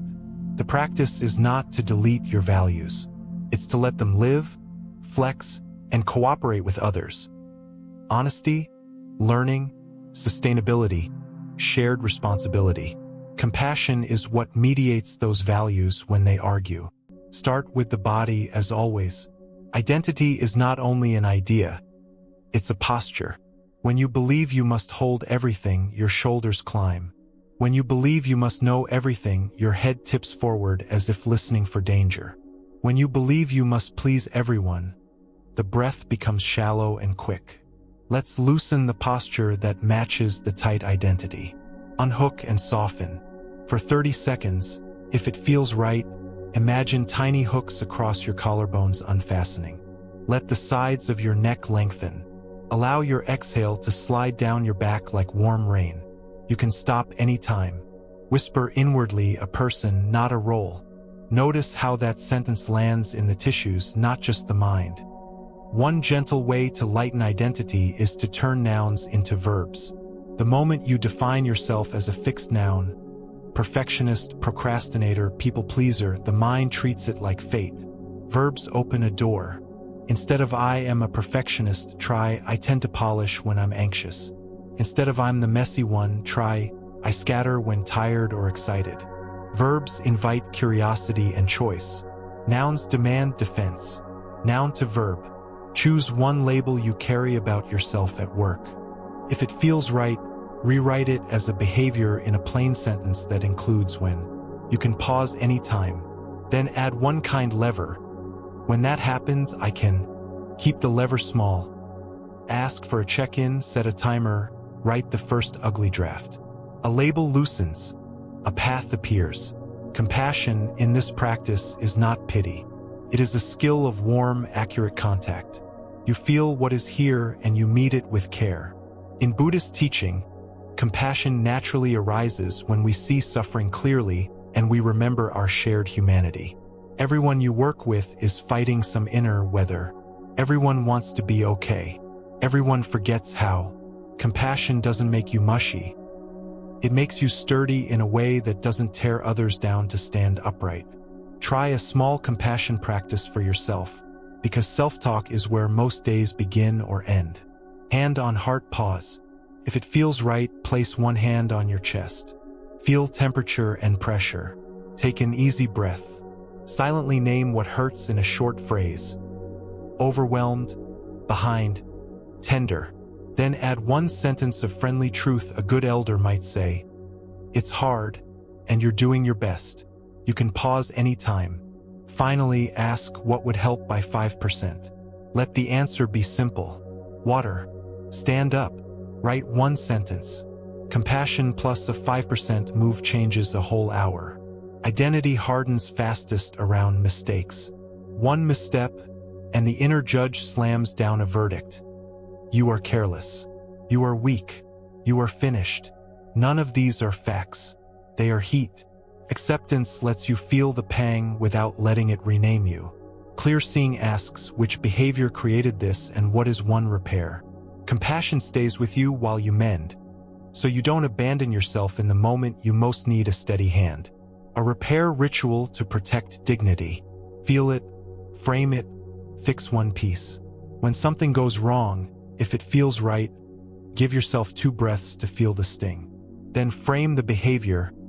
I rushed the review, not I am reckless. Finally, choose one fix you can accomplish soon. Send a correction, book a check-in, add a checklist. You can pause anytime. The nervous system quiets when a path exists. Compassion also softens the competitive trap. Comparison is an identity machine. It whispers, see, they are more, and you are less. Then stress spikes as you scramble to prove you are not the label your mind just stamped on your forehead. Shared humanity is a solvent for this glue. When you remember that the person you envy also wakes at 3 a.m. Sometimes also wonders if they're enough, also wants their work to matter, something inside relaxes. You can admire without shrinking. You can learn without self-contempt. 90-second loving kindness at work. Bring to mind a colleague, someone you like, or someone neutral, or even someone who irritates you. If it feels right, offer 3 silent phrases on an out-breath. May you be steady today. May your work feel useful. May you be at ease. You can pause anytime. Then offer the same to yourself. Not a spell, just a direction of the heart. Often the day softens around those phrases. A short story to illustrate identity lightening. 2 practitioners were walking a country road after heavy rain. They came to a muddy crossing where a traveler stood hesitating. One practitioner lifted the traveler and carried them across, set them down, and kept walking. Hours later, the other practitioner burst out, "You broke the rule, you carried that traveler." The first replied gently, "I set them down at the edge of the mud hours ago. Why are you still carrying them?" You don't need to accept or reject the old rule to learn from the story. Feel the heart of it. Identity as rule keeper can tighten into resentment long after the moment has passed. Compassion for yourself and others lets you set things down sooner. At work, you may be carrying something long after it ended. A comment from last quarter, a review that stung, a project where you were misunderstood. The role of injured one can feel righteous but heavy. Compassion doesn't erase harm. It keeps you from becoming the harm. When you are ready, consider setting down a little of the weight. Set down a stone. If it feels right, write the sentence I have been carrying, and fill it with one small thing. Then write, today I put down 5% of it by. Choose a simple act. Deleting the old email, archiving the document, telling a friend the story once, then letting silence do the rest. You can pause anytime. Feel the body as you write. Imagine the stone in your palm becoming slightly lighter. Identity also anchors in praise. Good feedback lands and part of you clings. Now you need to maintain that image. pressure rises. Compassion helps you enjoy praise without being trapped by it. You can savor the kindness, thank it, and return to the humble work of the next true step. Likewise, compassion keeps criticism from metastasizing into identity. You can glean the grain and let the chaff blow. A two-breath ritual for feedback, either kind, receive and return. If it feels right, breathe in with the words, taking in what helps.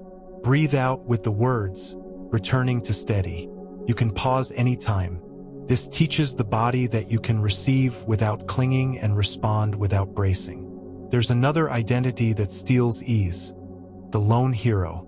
You carry everything, fix everything, save the day. Sometimes conditions force a sprint like that. But as an identity, it breeds exhaustion and quiet resentment. Compassion includes the courage to invite help and to distribute load. In the Buddhist communities, duties rotated. Cooks and cleaners and teachers shared the village of work.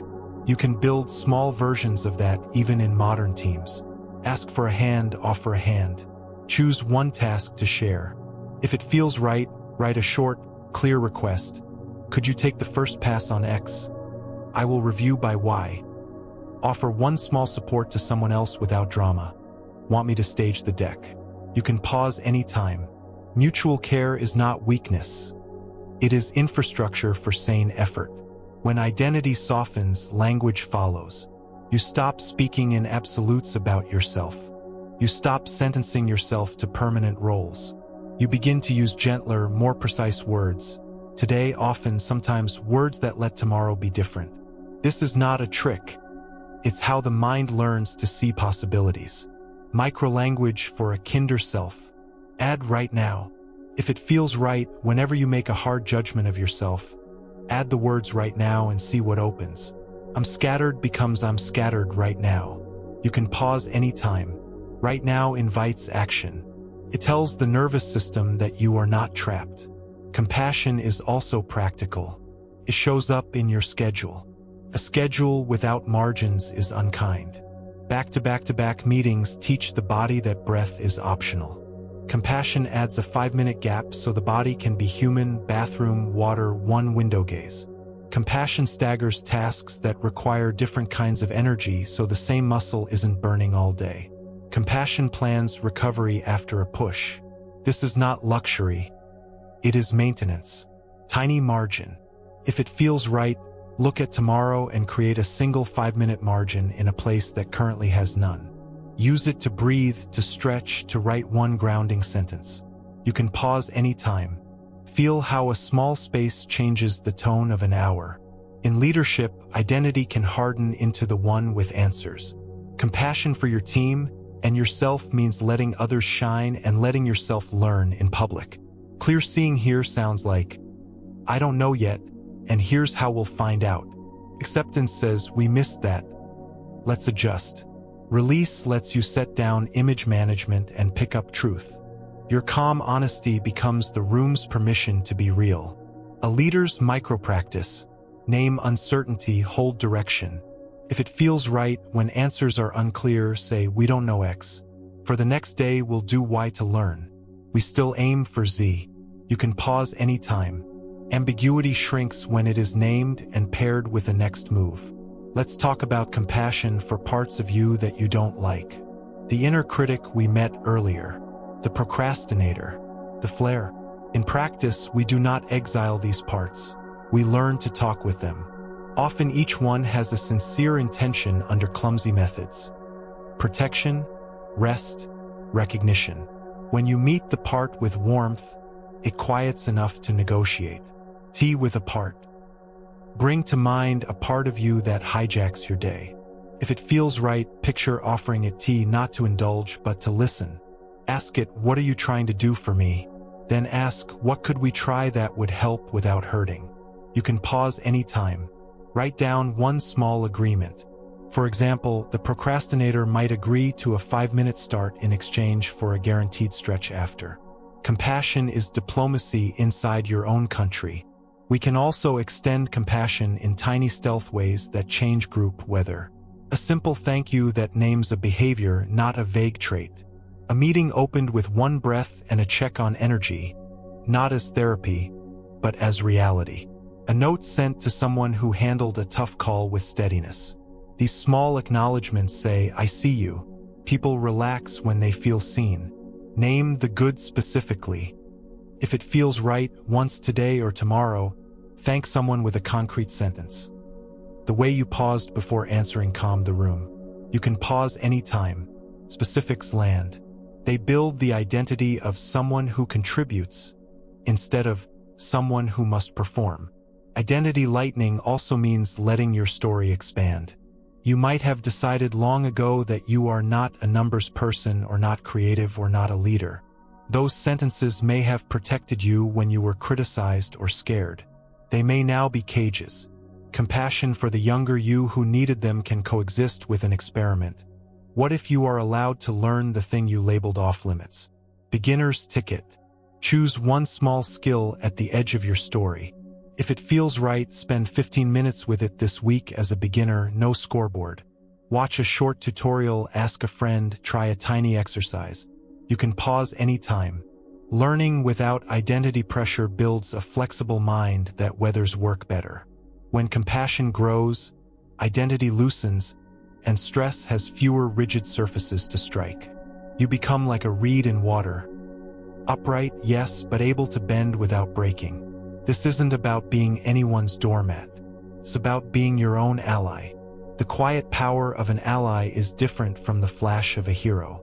It lasts longer, costs less. Before we close, a simple nightly practice to pair with your evening wind down so the softer identity you're cultivating can settle into your bones. Warm data log. At the end of a day, if it feels right, jot 3 lines. 1 effort I'm proud of. 1 kindness I offered or received. 1 thing I'll let tomorrow me handle. You can pause anytime. Keep them plain. Over a week, the log becomes evidence for a kinder identity. A person who tries, who cares, who knows how to put things down. Feel the room again, the modest light, the honest quiet. Let your breath smooth its edges. If a part of you insists on a verdict about today, offer it tea. Tell it the verdict is simple, you were human and that was enough. You can improve things tomorrow because you are allowed to be human today. As you rest, remember that compassion is not sentimental. It is a way of engineering your inner world and your outer work so that strain has places to drain and effort has places to rest. It is the choice to be on your own side, and therefore more truly on others' side too. Titles will change. Projects will come and go. Metrics will rise and fall. What can become steady is the way you hold yourself while you meet it all. In the next part, we'll return to the frictions and countermoves inside specific scenes, commute, deep work blocks, difficult feedback cycles, and we'll thread compassion through each one so the whole day feels more breathable. We will also visit a small story from the Buddhist travels about a bowl of clear water and what it shows us when shaken, and we'll translate that into a modern way to steady attention after it's been jostled by stress. For now, allow one last exhale to lengthen and the mind to loosen its grip on who you must be. Person is here, breathing. Enough. Let the quiet of this moment wrap around you like evening air after heat has lifted. Maybe you're near a window and the city hum has softened to a low river of sound. Perhaps a small desk lamp pools light while the rest of the room fades to gentle dusk. Feel the cool or warmth along your forearms. Let your breathing find a simple rhythm, like slow footsteps on a familiar path. You don't have to do anything clever here. You get to arrive. Tonight we'll thread compassion through 3 everyday scenes: commute, deep work, and the feedback cycle, so the day feels more breathable. Along the way we'll return to the 3 frictions: craving, aversion, confusion, and practice the countermoves: release, acceptance, clear seeing, right where life actually happens.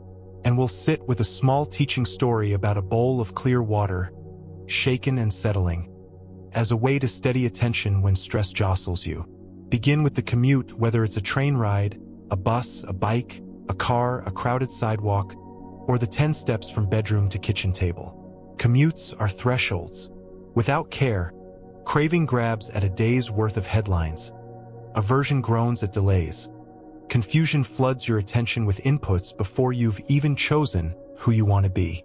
Compassion gives the commute a purpose. To carry you, not to shred you. Make the commute a practice of gentle gearing. Threshold breath and intention. As you begin moving toward work, if it feels right, take 3 ordinary breaths and silently say one short intention for this block, warm and clear or steady and kind.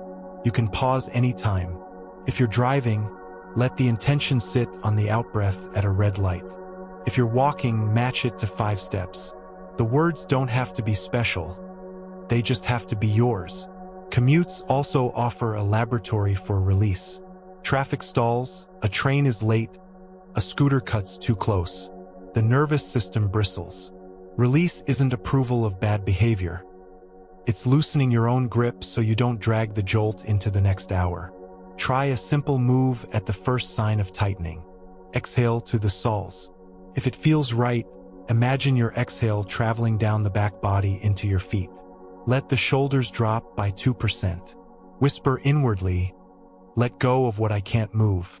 You can pause anytime. This does not fix traffic. It keeps your nervous system from turning the car or train into a cage. Now acceptance. Commutes almost never match the fantasy of smooth, fast, silent. Acceptance reframes delays as part of the plan, not an insult to it. When a delay hits, say new arrival time, same intention. Then choose something nourishing that fits the weight. 3 slow glances at the horizon, 1 kindness text, or simply feeling the body where it touches the seat. The body in contact is a truth that delays cannot take. For confusion, clear seeing is a filter. The commute is prime time for information overdosing. Ask a crisp question before you open anything. What input would truly help the first hour of my work? Maybe it's nothing. Maybe it's 1 definition, 1 message, 1 map. Protect the mind from becoming a grab bag for the entire internet before breakfast. Useful input ticket.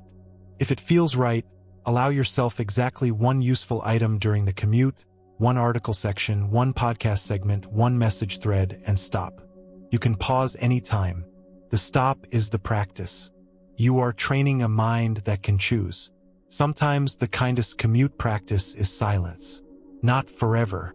Just a few minutes when the mind hears its own shape again. You are not a content pipe. You are a person crossing a threshold. Let the nervous system drink quiet like water. Now to deep work, the place where focus either blooms or shatters.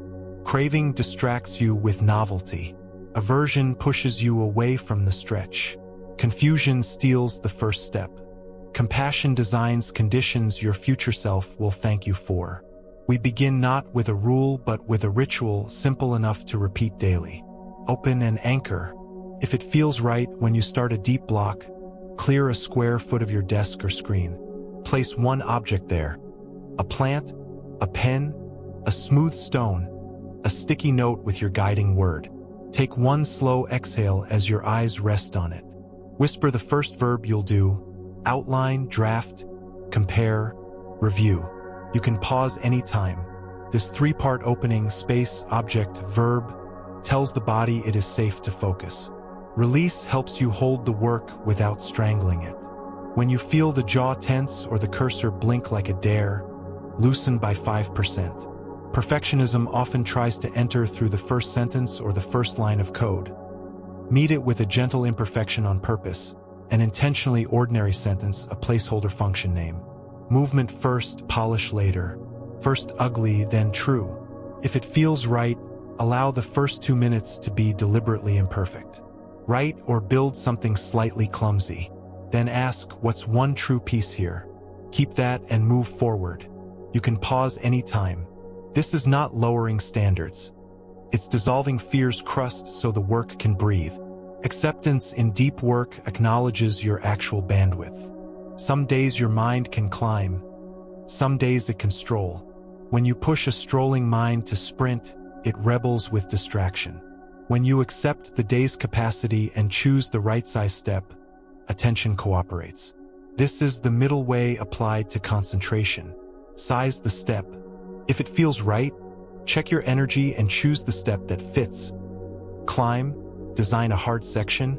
Walk, revise a section. Stroll, collect examples. Put only that step on your timer. You can pause anytime. Sizing the step is honesty, not laziness. Clear seeing loves sequence. Make the next 3 moves visible, then hide the rest. Too much visibility is noise. Too little is fog. Window of 3. If it feels right, keep a sticky note with only the next 3 microsteps in sight. When one finishes, replace it with the next. You can pause anytime. This shrinks the horizon until the path appears under your feet. And befriend interruption. Even in deep blocks, life taps your shoulder. The practice is not 0 interruptions, it's 0 whiplash. Pin and return. If it feels right when interrupted, write 1 sentence fragment where you'll begin again, mark it with and step away. On return, search for and start there. You can pause anytime. The body relaxes when it knows it won't have to refine the trail from scratch. Now the feedback cycle, the loop that can twist us into knots or grow us into steadiness. Craving longs for praise and dreads critique. Aversion pushes away discomfort or retreats into polite silence. Confusion mixes signals until you don't know what the work even is anymore. Compassion turns feedback into a shared project rather than a verdict. Start before feedback arrives. Prepare a mind that can hear. Invite the lens. If it feels right, preface your request with 1 guiding question.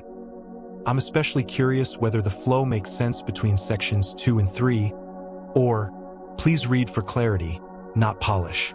You can pause anytime. A guided lens produces kinder, clearer input. When feedback lands, use the 3-step dance from earlier: feel, filter, fit, but add compassion's hand on the shoulder. Soft jaw, clear eye. If it feels right, release your jaw by 2% as you read. Label sensations. Sting, relief, surprise without story. Then underline 1 useful grain and write 1 next move. You can pause anytime. Feelings are allowed. Actions move the work. When giving feedback, compassion plus clarity prevents harm. Speak to the work as if it were a shared garden bed. Name what's growing, name what's crowded. Suggest where to thin or stake. 2 greens, 1 gate. If it feels right, name 2 things that are working: greens, then 1 gate that would unlock improvement. Keep the gate specific. If the intro states the claim in 1 sentence, the rest will land. You can pause anytime. Praise without precision is sugar. Precision without warmth is sandpaper. This is water. Sometimes the cycle goes wrong. A review bruises. Comment is careless. Here, compassion protects dignity without hardening into bitterness. It asks, what repair is mine? What boundary is needed? What can be let go? Repair, boundary, release. If it feels right, pick 1. Repair. Send 1 clarifying note. Boundary. State a preference for future reviews. Asking for content notes before line edits helps me. Release. Write the hurt on paper and tear it, or take 3 breaths looking at something alive. You can pause anytime. Not every bruise needs a trial. Some need tending and time. Now, the small story of the clear water. One day, the Buddha sat with students by a well. He asked one to bring water in a bowl. As the student walked back, someone jostled his arm and the water churned with mud. He apologized. The Buddha said, "Set the bowl down." They waited. The mud slowly sank. The water cleared. The Buddha asked, "Did you make the water clear by forcing it?" The student shook his head. The Buddha said, "You allowed it to be as it is, and in stillness it settled." Your mind is that bowl on many days. News pings, meetings, worries, jostles. The mud is not proof you're broken. It's a sign of living. The practice is not to beat the water into clarity. It's to set the bowl down for a moment so the mud can settle. Then you can see the next stone on the path. Set the bowl down. If it feels right, when you notice agitation, stop for 45 seconds. Put your hands flat on your thighs or desk. Let your gaze soften on 1 spot. Breathe without fixing it. Silently say, "Settling." You can pause anytime. When the minute ends, choose one small, real step. This is not passivity. It is the shortest route back to wisdom. Sometimes you can't pause long. You're on a call. You're being asked a question. You can still set the bowl down inside the moment. One heartbeat clearing. If it feels right, feel one heartbeat before answering. Let your shoulders drop a fraction. Say one true sentence, even if it's "I need a second to look." You can pause anytime. One beat is enough to keep the mud from becoming the decision maker. We can extend the bowl practice to rooms. Meetings can be bowls of mud, stirred by urgency, ego, fear. A minute of structure is often all it takes to let silt drift down. 60 seconds settle. If it feels right, open a heated meeting with 1 minute. Restate purpose, agree on desired output, name time. Breathe together once. You can pause anytime. It's not a ritual for show. It's setting the bowl down so group clarity can appear. Tie these threads back to the 3 frictions. Craving jostles the bowl by insisting on immediate gratification. Answer everything, check everything, fix your image now. Release loosens the grip so the surface can calm. Aversion jostles by pushing away discomfort. Don't look, don't feel, don't engage. Acceptance allows the water to be murky for a moment without panic. Confusion is the mud itself, swirl without shape. Clear seeing waits a breath, then acts on what becomes visible. Let's weave a brief sequence that you can use anytime the day tips from steady to scrambled. On the train, at your desk, outside a conference room. Bowl to step sequence. If it feels right, 1. Set the bowl down, hands, breath, 1 gaze point. 2. Name the friction, wanting, not seeing. 3. Apply the counter. Release 1 spot in the body. Accept 1 fact aloud or inwardly. Clarify 1 next move. 4. Act for 60 seconds on that move. You can pause anytime. This turns philosophy into a habit loop. To end this part, let's shape an arc you can carry through tomorrow. A commute that gears you kindly. A deep block that respects your real capacity. A feedback loop that grows without bruising. Imagine the day like a river with 3 calm eddies along the bank where you can step aside, settle, and re-enter. Morning ebb. On the way in, if it feels right, pick 1 word and 3 breaths. Let traffic be part of practice, not a theft. Midday ebb. Before or after lunch, protect 1 small island of deep work with space, object, verb, and the window of 3. Afternoon ebb. During or after feedback, feel filter fit with a soft jaw and 1 precise next move. You can pause anytime. 3 ebbs can turn a rushed day into a navigable river. Before we close, feel your room again. The way edges soften in evening light, the particular quiet where you are. Let 1 longer exhale find the back of your ribs. If there's mud in your own bowl tonight, set it down for a minute. Watch how clarity returns without being bullied. You have not failed because you feel jostled. You have practiced because you noticed and chose to place the bowl on the table rather than carry it while running. You are learning to be a steady friend to your own mind in public places. You are learning to be kind without losing precision, clear without being harsh, efficient without cruelty. These are not small arts. They shift the climate of rooms. They help people breathe. In the next part, we will work with common traps that show up when the stakes rise. Crunch weeks, last-mile perfectionism, conflict loops, and we'll build tiny, honest rituals for courage and restoration. We'll also visit a short scene from the Buddha's wanderings about a traveler who carried a raft longer than needed, and we'll ask which tools you can thank and set down. For now, let your shoulders drop that extra fraction. Let the breath lengthen the smallest bit. Set the bowl down, dear friend, and trust that clarity knows how to find you. Let your attention drift to the simplest sound nearby, the soft hush of air, a distant car, a quiet hallway. The light where you are might be low and kind. If it feels right, rest 1 palm on your belly and let the exhale lengthen a little, as if you were sighing without drama. The day does not need you to hold it up right now. The ground is doing that work. You can soften into it, Tonight, we meet the places where strain tightens its grip, crunch weaks, last-mile perfectionism, and conflict loops. These are the arenas where the three frictions return with sharper edges. Craving says more, faster, prove it. Aversion mutters, not this, not them, not now. Confusion fogs the path just when you most need clarity.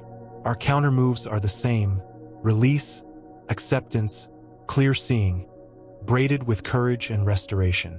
And we'll visit a traveling image from old teachings. The raft carried longer than needed. It will help us ask which tools, habits, or identities we can thank and set down. Begin with crunch. A launch window, a closing quarter, a hospital surge, the week when deadlines form a choir. In crunch, people often borrow energy from tomorrow. It works until it doesn't. The practice here is not to pretend crunch isn't real.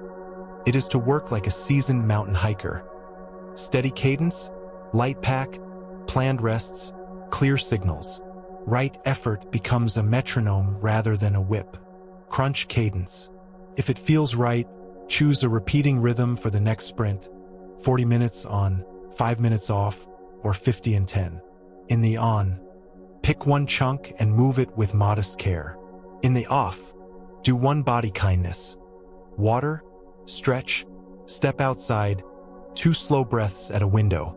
You can pause anytime. The rhythm reduces bargaining with yourself.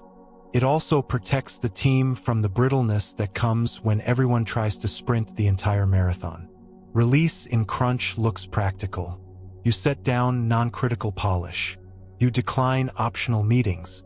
You let good enough be the doorway to done. Acceptance looks like clear statements of reality. We cannot do all 5 features. We will do the 2 that matter most and stage the others. Clear seeing looks like ruthless sequence. What must be true by end of day? Then what must be true by noon? Then what must be true in the next hour? Sequence shrinks the horizon until action is obvious. A language pattern for honest sprinting. Fast, small, true. If it feels right, name your next hour aloud or in a note. I will move one true thing quickly and kindly. Then write the one true thing. Finalize copy for section 2. Resolve ticket 183. Verify totals in tab C. You can pause anytime. When the hour ends, mark it as moved. The nervous system steadies when effort has a clean container. Crunch will tempt you into last-mile perfectionism. You are 95% done, and suddenly the last 5% expands to consume the day. Craving whispers that perfect is safety. Aversion recoils at the courage of shipping. Confusion tries to help by finding more opportunities to improve. The practice is to distinguish between appropriate quality and anxious polishing. One serves, the other stalls. Enough to serve. If it feels right, define 3 acceptance criteria before you polish. Accurate, readable, safe. For creatives, you might name coherent, on-brand, shippable. When those are met, pause. Ask, would more polish change outcomes or soothe my fear? If it's fear, consider shipping and scheduling a revision window after feedback. You can pause anytime. This isn't laziness. It's trust in iteration over theater. A tiny ritual at the edge of shipping. Seal and bow. If it feels right at the moment of handoff, sit back 1 inch, let your exhale lengthen, and nod your head slightly, the kind bow you'd give a colleague. Whisper inwardly, enough for now. You can pause anytime. The bow acknowledges both your care and the imperfection of all human work. It also signals to the body that you have stepped across the threshold from making to sharing. Conflict loops are the other classic drain. A comment triggers heat, heat triggers defense, defense triggers counterheat, and suddenly the conversation is 2 nervous systems arguing about safety rather than 2 people solving a problem. Here, the 3 countermoves braid into one courageous act: presence. Presence does not mean silence. It means staying with your own body long enough to choose words that serve truth and relationship. 3-beat courage. If it feels right, before replying in a heated moment, feel 3 consecutive exhales. Each exhale has a job. First, release, drop your shoulders 2%. Second, acceptance, Name one fact without blame. Third, clear seeing. Ask the smallest helpful question. You can pause anytime. Example, exhale 1. Soften. Exhale 2. We're both working under this deadline. Exhale 3. What single decision would help us now? Takes 10 seconds. Saves hours. Sometimes conflict loops persist because an old story is steering. The mind labels the other person, always dismissive, never prepared, and the label shapes perception. Clear seeing does not deny patterns. It prevents prophecy. Try trading certainty for curiosity without abandoning boundaries. Curious spine, clear edge. If it feels right, hold your posture tall and your tone warm. Say, the story in my head is that X. What are you seeing? Then, if needed, add the edge. The decision we need now is Y. You can pause anytime. Warmth invites truth. Edge prevents drift. Let's visit the raft. In a well-known scene, a traveler faces a wide river with no bridge. He builds a raft from branches and reeds. It's awkward, but it floats. He paddles, struggles, reaches the other bank. Grateful, alive. Now he faces a choice. Hoist the raft onto his back and carry it into the forest because it was useful, or thank it and leave it at the water's edge. The teaching is plain. A tool that served you in one crossing may burden you on the next path. At work, rafts often look like habits and identities that got you here. Saying yes to everything, triple-checking every detail, doing it yourself because you can do it faster, working late to cover for unclear ownership, answering messages within minutes even when not urgent. These rafts were brilliant in the river. On land, they weigh you down. Compassion thanks the raft. Clear seeing asks if the terrain has changed. Release sets it down. Thank and set down. If it feels right, list one habit that got you across an old river. Write a thank you sentence to it. You kept me employed when resources were scarce. Then write a new terrain sentence. The current path needs collaboration and sane pacing. Finally, name one concrete change. 24-hour reply window for non-critical messages, or delegate first draft on routine tasks, or 2 review passes instead of 4. You can pause anytime. Ritualizing the thank you makes letting go feel like wisdom rather than betrayal. Crunch exposes another raft. The belief that your worth equals output. When this raft stays strapped to your shoulders, recovery feels like failure. Acceptance loosens that strap. You begin to measure days by integrity. Did I move what mattered, speak truth kindly, rest when needed, rather than by a scoreboard that never fills? The paradox. Integrity-based days often produce better output with less suffering. Recovery is part of the job. Nature builds it into everything that lasts: muscles, seasons, soil. In crunch, schedule recovery before you feel like you deserve it. This is not indulgence.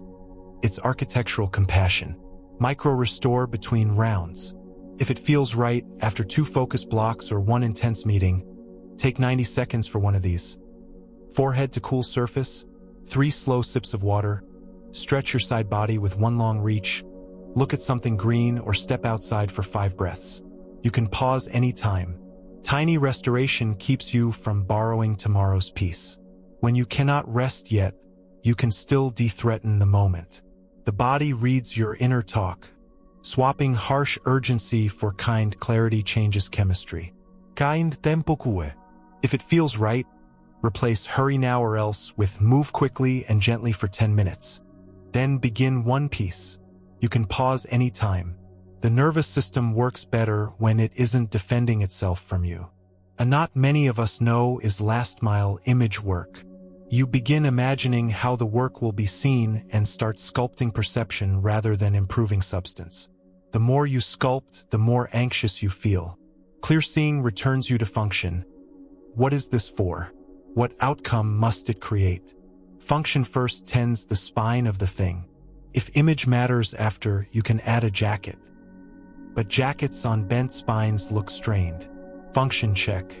If it feels right, write 1 sentence. The job of this doc/design/brief is to test your draft against that job.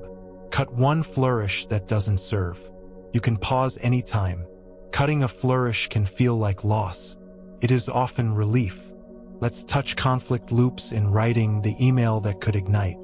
The simple move: draft while hot, send when cool. Release heat in a private draft. Acceptance gives the body a beat.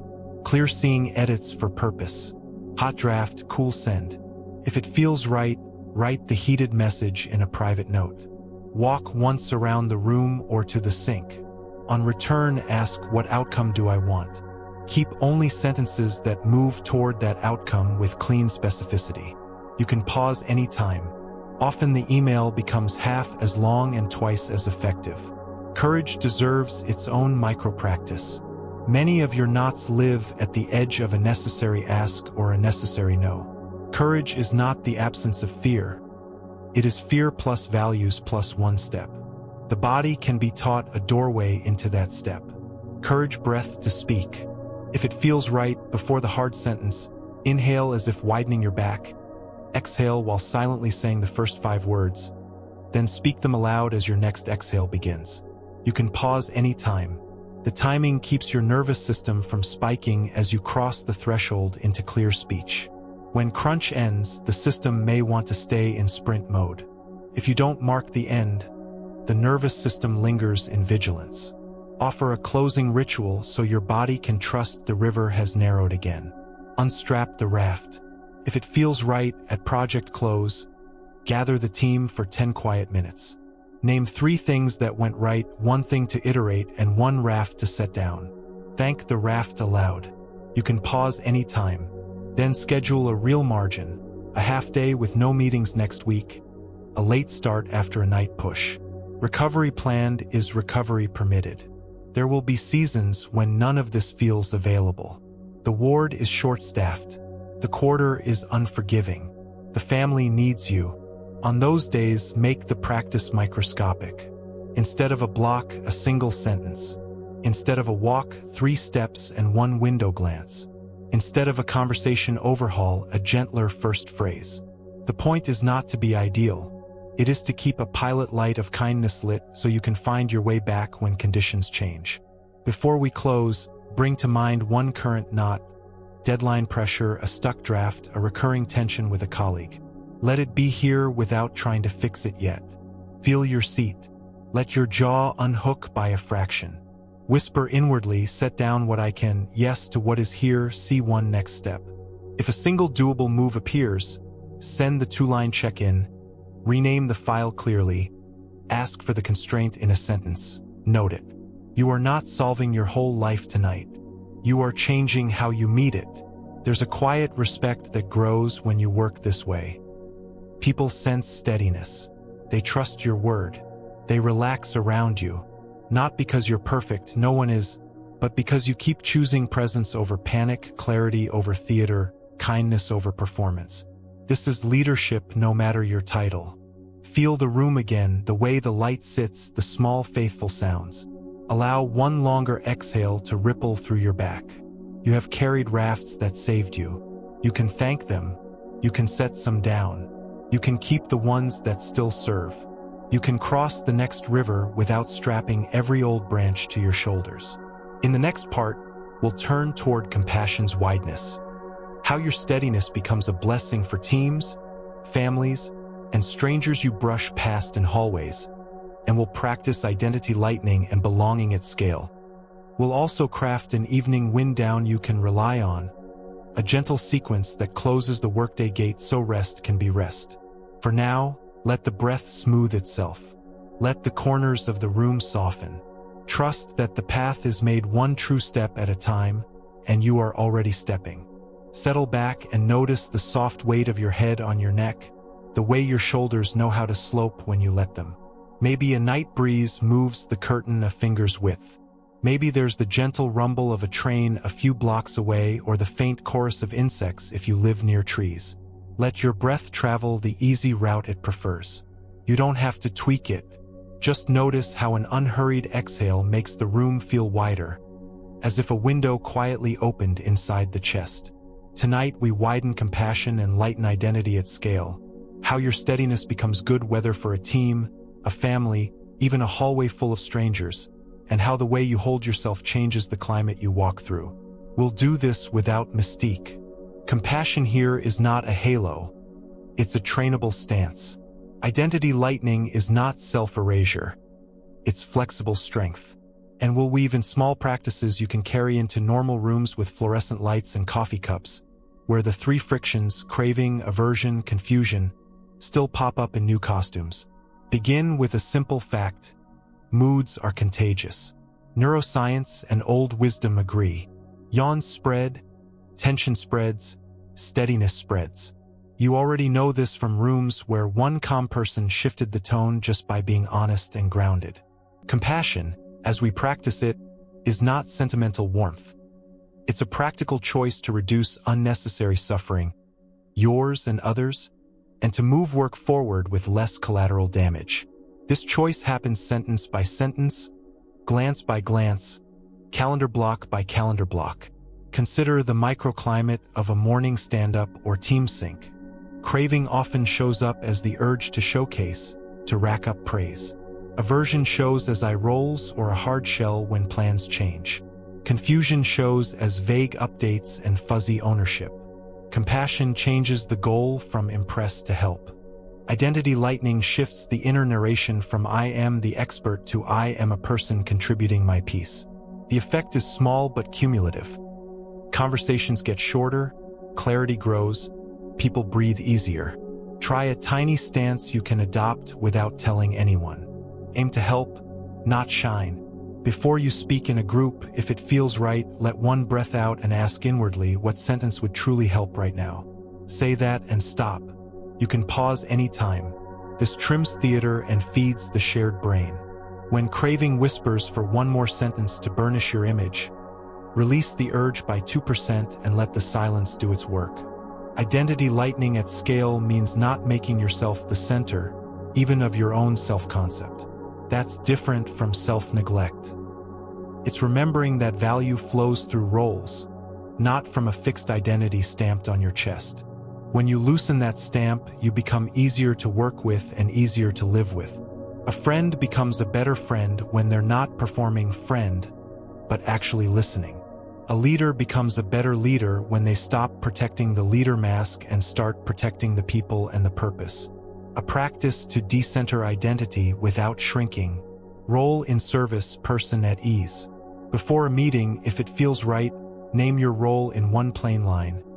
Today my role is to make choices clear. Then name your personhood in one gentle line. I am allowed to be human while I do this. You can pause anytime. Carry both lines like a pocket card. They remind you that you can serve without squeezing yourself into a brittle shape.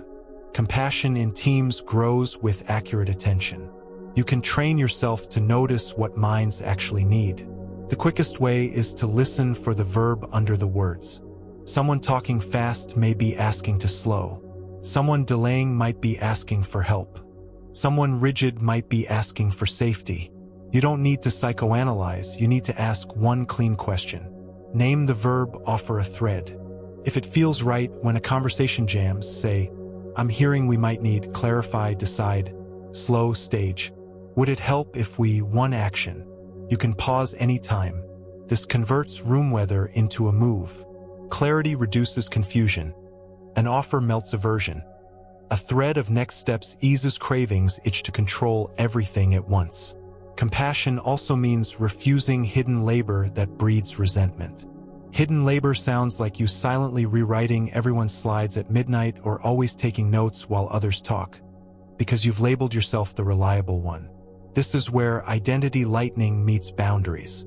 You stay generous and you stop feeding the story that your worth requires quiet self-sacrifice that no one sees. It isn't noble. It's a slow way to sour. Boundary with warmth. If it feels right, try a sentence that keeps the door open while protecting your capacity. I can't take over the whole deck tonight, and I can propose a simple outline we can divide. You can pause anytime. The "and" is compassion. The "can't" is clarity. You're training both yourself and the room to share load. Widening compassion beyond teams becomes simple acts done with presence. Holding the door with full attention. Meeting a receptionist's eyes and saying thank you like you mean it. letting a barista finish a sentence without looking at your phone. This is not etiquette for points. It's a daily rebellion against the fog that turns people into shapes. When you make a person real for a second, both of you relax. Identity lightening extends outward. You are not the hurried customer or the important manager. You are a person with a person. Rooms change under that gaze. A short practice for hallways and elevators. Offer one real moment. If it feels right, once today, meet someone's eyes within reason and offer a brief, sincere greeting. Morning, I hope your shift's going okay. You can pause anytime, then let it go, no stickiness needed. Tiny threads of human contact weave a net you will someday fall into and be caught by. Families or housemates feel the same ripples. After work, craving wants to keep proving, aversion wants to collapse or avoid, confusion wants to scroll. Compassion chooses one small way to arrive before you arrive, letting your nervous system release the old room so the next room doesn't have to hold it. We will build a full evening wind down next time, but for now, practice a doorway. Arrive before you enter, standing at your home door or the door to the next room. If it feels right, feel your feet and take one exhale you can feel in your back. Whisper inwardly, here now. You can pause anytime. Enter as a human, not as a spilled bag of day. It's not perfect. It's kinder. Here's a brief story, adapted from traveling teachings, about belonging at scale. In a town where a drought had hardened tempers, a teacher arrived and set a bowl of water in the square. People gathered, suspicious. He began pouring water into the bowl from small cups and asked others to add a cup if they had one. Some scoffed. One child brought a thimble. An old woman brought a ladle. A baker brought a bucket. Soon the bowl spilled into a second bowl and a third. People who had shouted at one another the week before now passed cups with careful hands so nothing would waste. The teacher said nothing about virtue. He only gave the town a shared act that made them kin for an hour. The lesson is plain. Shared care turns strangers into neighbors. At work, you can be the person who sets the bowl without making a speech. Start a short shared ritual that returns people to themselves. A meeting opened with a purpose line and a breath. A rotating note-taker so hidden labor is seen and shared. A short, what I need to do my best work today sentence when crunch bites, so people can support one another honestly. Compassion lives in logistics as much as in big speeches. Try a simple, secular team ritual. One line, one breath. At the start of a tough meeting, if it feels right, invite one sentence from each person. One thing I need to do my best in this hour is take a single shared breath. You can pause anytime, then begin. The minute this takes often saves 10 minutes of misfires, and it tells nervous systems that they can be human here. Identity lightening also means you allow others to be more than the characters your mind wrote. You stop using shorthand labels, the difficult one, the slacker, and you look for the conditions that would let their best self appear. Sometimes compassion is systemic. Improving tools, clarifying ownership, moving a standing meeting that always lands on someone's childcare window. It is not your job to fix everything. It is your choice to notice leverage points and move one grain of rice from the hard-to-reach shelf. A practice that helps this seeing. 3 causes before blame. When someone drops a ball, if it feels right, list 3 possible causes before you settle on a story. Unclear handoff, too much load, missing context. You can pause anytime. Then choose the smallest intervention that would prevent the repeat. Compassion avoids the quick satisfaction of blame in favor of the slow nourishment of better systems. Let's return to the frictions in their wider field. Craving at scale looks like a culture that chases metrics at the expense of people, forever raising targets with no celebration. Aversion at scale looks like departments treating each other as obstacles rather than partners. Confusion at scale looks like meetings without owners, projects without definitions, goals that shift invisibly. The countermoves still apply. Release at scale sounds like descoping with integrity and celebrating wins even when more remains. Acceptance sounds like naming the constraint allowed so plans match physics. Clear seeing sounds like defining decisions, owners, and time boxes in public language that doesn't require translation. You can model these moves without a title. Name the constraint, offer the path. If it feels right, say in a room we have X capacity and Y requests. I propose we do a now, stage B for next sprint, and drop C. You can pause anytime. This is release, acceptance, and clear seeing in one breath. When spoken calmly, even in small circles, it sets a standard. We tell the truth here and make choices that fit. Belonging grows where people feel seen for their effort, not just their outcomes. That includes you. Compassion for yourself includes collecting warm data as we began last time. Evidence that you are a person who tries, who learns, who cares. Over time, this data loosens harsh identity sentences. In teams, the equivalent is naming contributions specifically so people know how they matter. Call out the thread. After a push, if it feels right, send a simple note naming one thread each person held. You kept legal reviews moving when blockers appeared. You can pause anytime. Specific naming builds a map of belonging without flattery. There is also compassion for silence. Not everyone speaks with the same timing, volume, or comfort. Quick rooms reward quick mouths. Compassion leaves a pocket of quiet where other voices can arrive. Clear seeing names the pocket so it isn't awkward. Acceptance holds it without rushing to fill. Leave space on purpose. If it feels right, say, I want to leave 10 seconds for anyone who hasn't spoken yet. Then count silently to 10. You can pause anytime. In those 10 seconds, rooms change. Identity lightening means you're not rushed to perform. You're patient enough to listen. Notice, too, the compassion in clean endings. Conversations that trail off leave threads that tangle later. A minute of clarity at the close is kindness to everyone's future brain. End with 3. If it feels right, close a meeting with 3 lines aloud or in the chat: what we decided, who owns what, by when. You can pause anytime. It's not bureaucracy. It's compassion dressed as logistics. Outside work, bring the same arc to small encounters. Craving in social spaces looks like performing a self you hope will be accepted. Aversion looks like withdrawing when you feel awkward. Confusion looks like losing the thread of why you came. Compassion returns you to presence. Be with the person, not your image. Identity lightening gives you permission to not be the most interesting or put-together version of you. You can be the kind version. The kind version is the most memorable anyway. Micro-practice for gatherings. Choose care over cool. If it feels right at a social moment, ask one sincere question and listen to the end. Offer one true sentence about your day without performing. You can pause anytime.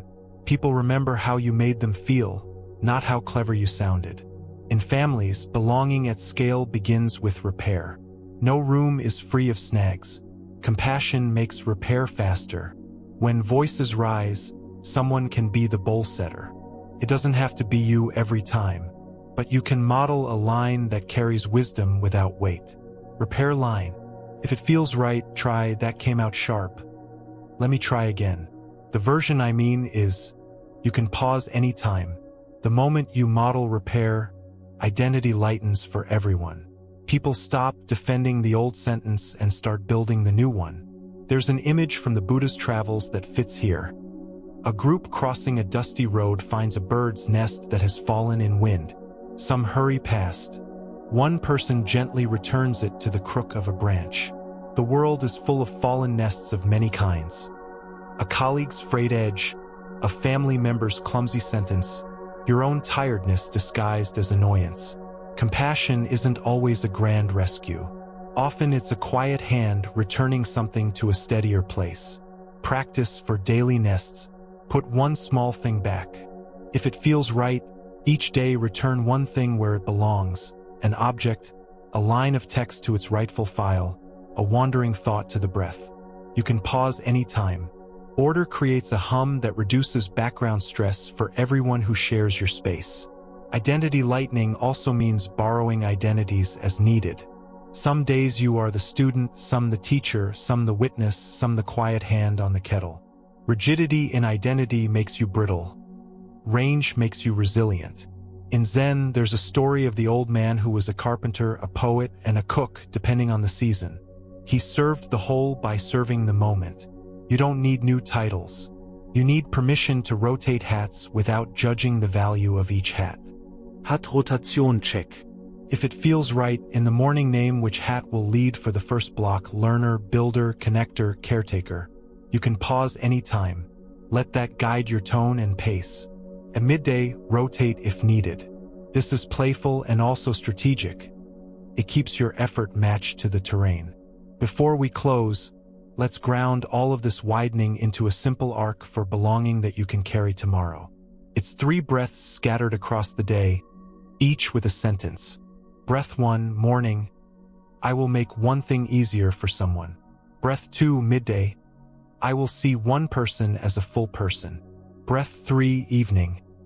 I will speak one thank you out loud. You can pause anytime. Tiny arcs make big climates. Feel the room again. The night has its own pulse. Let your breath echo it. If names and roles feel heavy on your shoulders, imagine untying the knotted strings by a fraction. You are not erasing yourself. You are letting your edges soften so you can meet others without scraping. If you feel far from compassion, begin with the smallest reachable kindness. Drink water, unclench your jaw, put your phone down for a minute. Let your eyes rest on something alive. You cannot pour from an empty cup. You also cannot fill your cup by scolding the cup. Gentle filling counts. Tomorrow, when craving, aversion, or confusion show up in a room full of people, remember the bowl of water. Your steadiness helps the mud settle for everyone. Your clear sentence makes a clean path where fog was. Your warm boundary keeps you generous over time. Belonging is built one quiet move at a time by ordinary people who decide to be kind while staying clear. In our final part, we will craft an evening wind down you can rely on. A gentle, repeatable close to the workday that sets down the mind's cargo, loosens identity for rest, and blesses whatever tomorrow asks of you. We'll gather the practices into a soft sequence you can memorize in your body. For now, let the breath lengthen just a little. Let your eyes soften until edges blur. The world can wait a moment. You're allowed to belong here in this simple room, exactly as you are. Let the night be kind around you. Maybe there's a soft circle of lamplight on the floor, the rest of the room resting in gentle shadow. Perhaps the window is cracked and the quiet air brushes your cheek. Your pillow remembers your shape, or the back of your chair supports you with friendly patience. Allow a longer exhale that loosens the space between your ribs. You do not have to hold anything up right now. The world is on its own feet. For this stretch, you are allowed to simply be a breathing person in a quiet room. We'll close by shaping an evening wind down you can rely on. A repeatable way to set down the mind's cargo, soften the roles you've carried, and bless tomorrow without trying to control it. Think of it like a gentle path you can walk in low light. Your feet learn the turns. Even on uneven days, the path knows how to carry you home. Begin with the simplest move of all. Invite your body back to itself. The body is the friend that waited all day for you to notice how it was doing. Now you notice. Return to the house. If it feels right, place both hands somewhere that feels kind. Belly, chest, or over your ribs. Let 3 natural breaths arrive and leave.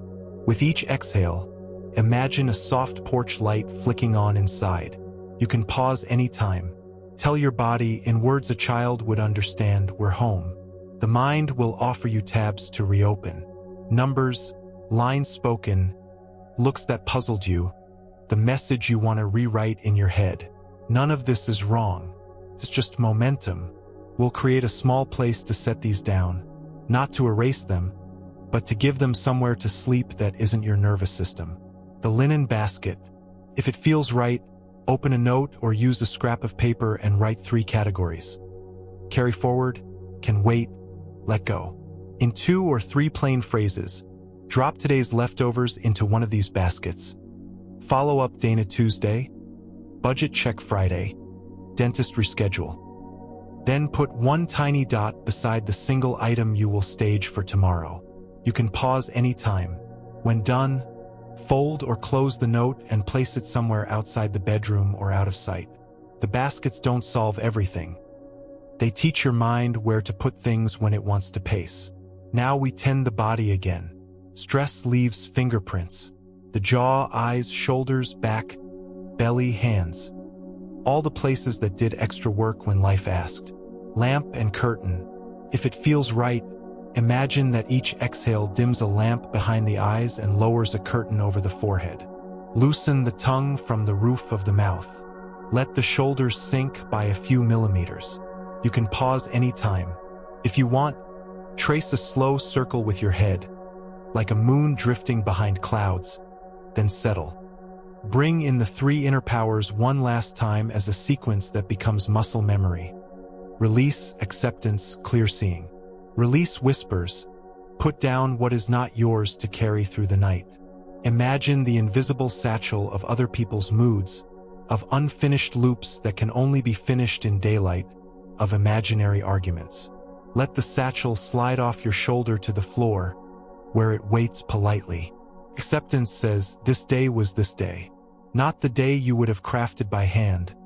Not the worst day your fear imagined, but this actual day. Let the word yes float through you, not to approve what harmed you, just to stop fighting what already happened. Yes becomes a doorway into quiet. Clear seeing asks a single kindly question. What tiny preparation will help tomorrow you wake to less friction? One glass of water by the bed. One outfit draped over a chair. One document staged. Do the single act if it feels right, then return to the room. We'll add a short washing practice, borrowed from kitchens and dojos. Nothing mystical, just a way to help the body understand that today's residue can leave with the water. Rinse the day. If it feels right, wash your hands slowly, feeling temperature and flow. As the water passes, name 3 moments under your breath. 1 effort, 1 kindness, 1 lesson. You can pause anytime. Dry your hands as if you were drying a small bird. The body listens to such things. There's a story I promised you. A small one about a clear bowl and shaken water we visited earlier, now paired with a final scene. In some tellings, after the water settled and the student saw clearly, the teacher asked him to pour the water into the roots of a tree. Clarity serves, he said. It is not just a thing you keep in a bowl. Your evening wind down is like this. We settle so we can sleep. We also settle so the next day can draw from that clarity like roots draw from rain. Before bed, we'll craft a short blessing for the rooms you'll enter tomorrow. Not a plan, not a demand, just a light placed on the path. Bless the path ahead. If it feels right, whisper a few sentences. May tomorrow's rooms be steadier because I am steady. May my words be clear and my boundaries kind. May I remember to breathe before I speak and to listen for the heart under the words. You can pause anytime. If you don't like the word blessing, call it a wish. Wishes work too. We'll turn now to a gentle body practice that signals night to the animal inside you, the part that sleeps better when it hears familiar music. For small doors, if it feels right, open 4 doors in sequence, 3 breaths at each. Door 1, the feet. Flex and soften the toes. Feel the weight melt into the heels. Imagine the earth carrying you. Door 2, the belly. Place a hand there. Let the breath widen the belt line a little. Release the front of the belly by a shade. Door 3, the back ribs. Breathe as if the back could widen like a quiet sail. Let the exhale pour down into the hips. Door 4, the face. Smooth the space between the brows with your fingertips. Soften the corners of the eyes. Allow the jaw to hang heavy for 1 breath, then close gently. You can pause anytime. When the doors open, rooms of rest show up on their own. Identity loosens for sleep. You don't need to go to bed as the manager, the fixer, the one with answers. You get to go to bed as a person. It helps to name this clearly. Set down the lantern. If it feels right, speak 1 sentence to yourself. The roll rests on the table. The person goes to bed. Imagine placing a small paper lantern, your roll, on a shelf by the door. This light is soft. It will be there in the morning. You walk to bed with empty hands. Sometimes the mind resists stillness with churn. We will give it a small task that uses its gifts without letting it steer. Counting kindness. If it feels right, count backward from 30 with a kindness phrase on each number. 30, may I soften. 29, may I rest. 28, may I release. Make your own phrase if you like. You can pause anytime. If you lose the count, it means the mind has already drifted. Let it drift. The point is not to complete the sequence. It's to give the mind gentle stones to step on as it crosses into sleep. If sleep is far away, be tender. Don't fight the night. Practice resting even if sleep takes time. Rest is valuable even without sleep's depth. Resting without forcing. If it feels right, lie on your side or sit back comfortably. Let your body be heavy and your attention light, as if you were listening for rain that may or may not come. You can pause anytime. Tell yourself, I am allowed to rest even while awake. This breaks the contract with panic and returns the nervous system to a slower hum. We'll craft a closing ritual for the week, something you can do once when the workdays blur. It combines looking honestly, honoring effort, and setting down what cannot be carried further. Friday evening gate. If it feels right, sit for 5 minutes. Write 3 lines, what moved this week, what I learned, what I release. Name one person to thank and send a simple note. Then close with one sentence to tomorrow you. Start here. You can pause anytime. The gate keeps weeks from smearing into each other. It makes a shape you can step through. Tonight, before we offer the final blessing, I'll gather the thread of our journey and place it gently in your hands. You learned to arrive and breathe. You learned that craving softens with release, that aversion loosens with acceptance, that confusion clears with clear seeing. You practiced doorway pauses and 2-sentence clarity. You listened for the middle way when strings went tight or slack. You met inboxes, meetings, deep work, commutes, and feedback with quiet skill. You tuned your effort to fit the day. You moved a single grain when a mountain felt impossible. You set bowls down so the mud could settle. You thanked the rafts that carried you and set down the ones that now weigh you. You widened compassion until rooms could breathe. You held identity like a paper lantern, useful, beautiful, not heavy in the hand. None of this made you into a different species. It invited the most human version of you to sit in the center and steer. That is more than enough. Now let the room be what it is. The lamp, the quiet, the night air. Let your attention be kind. If a part of you wants one last proof that tomorrow will be okay, you can give it something better. A promise to meet tomorrow with presence. Presence has handled every day of your life so far. It will handle the next one too. We'll close with a soft, inclusive blessing. You can let it wash over you like warm water. You can change any words you wish so they feel like home. May you feel the ground meet you and remember you are carried. May your breath be a small boat that knows the river even in the dark. May your shoulders lower, your jaw unhook, your eyes rest on kindness first. May release loosen what never belonged to you. Acceptance welcome what is already true, and clear seeing show the next true step. May your work be a field where care grows, your words a light that helps without burning, your boundaries a fence that keeps everyone safer. May your identity be light in your hands, your compassion wide enough for you too. May the rooms you enter tomorrow be steadier because your presence is steady, and may you remember again and again that you are allowed to be a person, breathing, learning, resting, and beginning. Let the last exhale of this part lengthen as it wants. If the eyes wish to close, let them. If the night holds you a little more closely now, let it. You have done enough for this day. The lantern rests on the shelf, glowing softly. The person goes to bed. Sleep in peace, dear friend. Begin again with kindness when morning comes.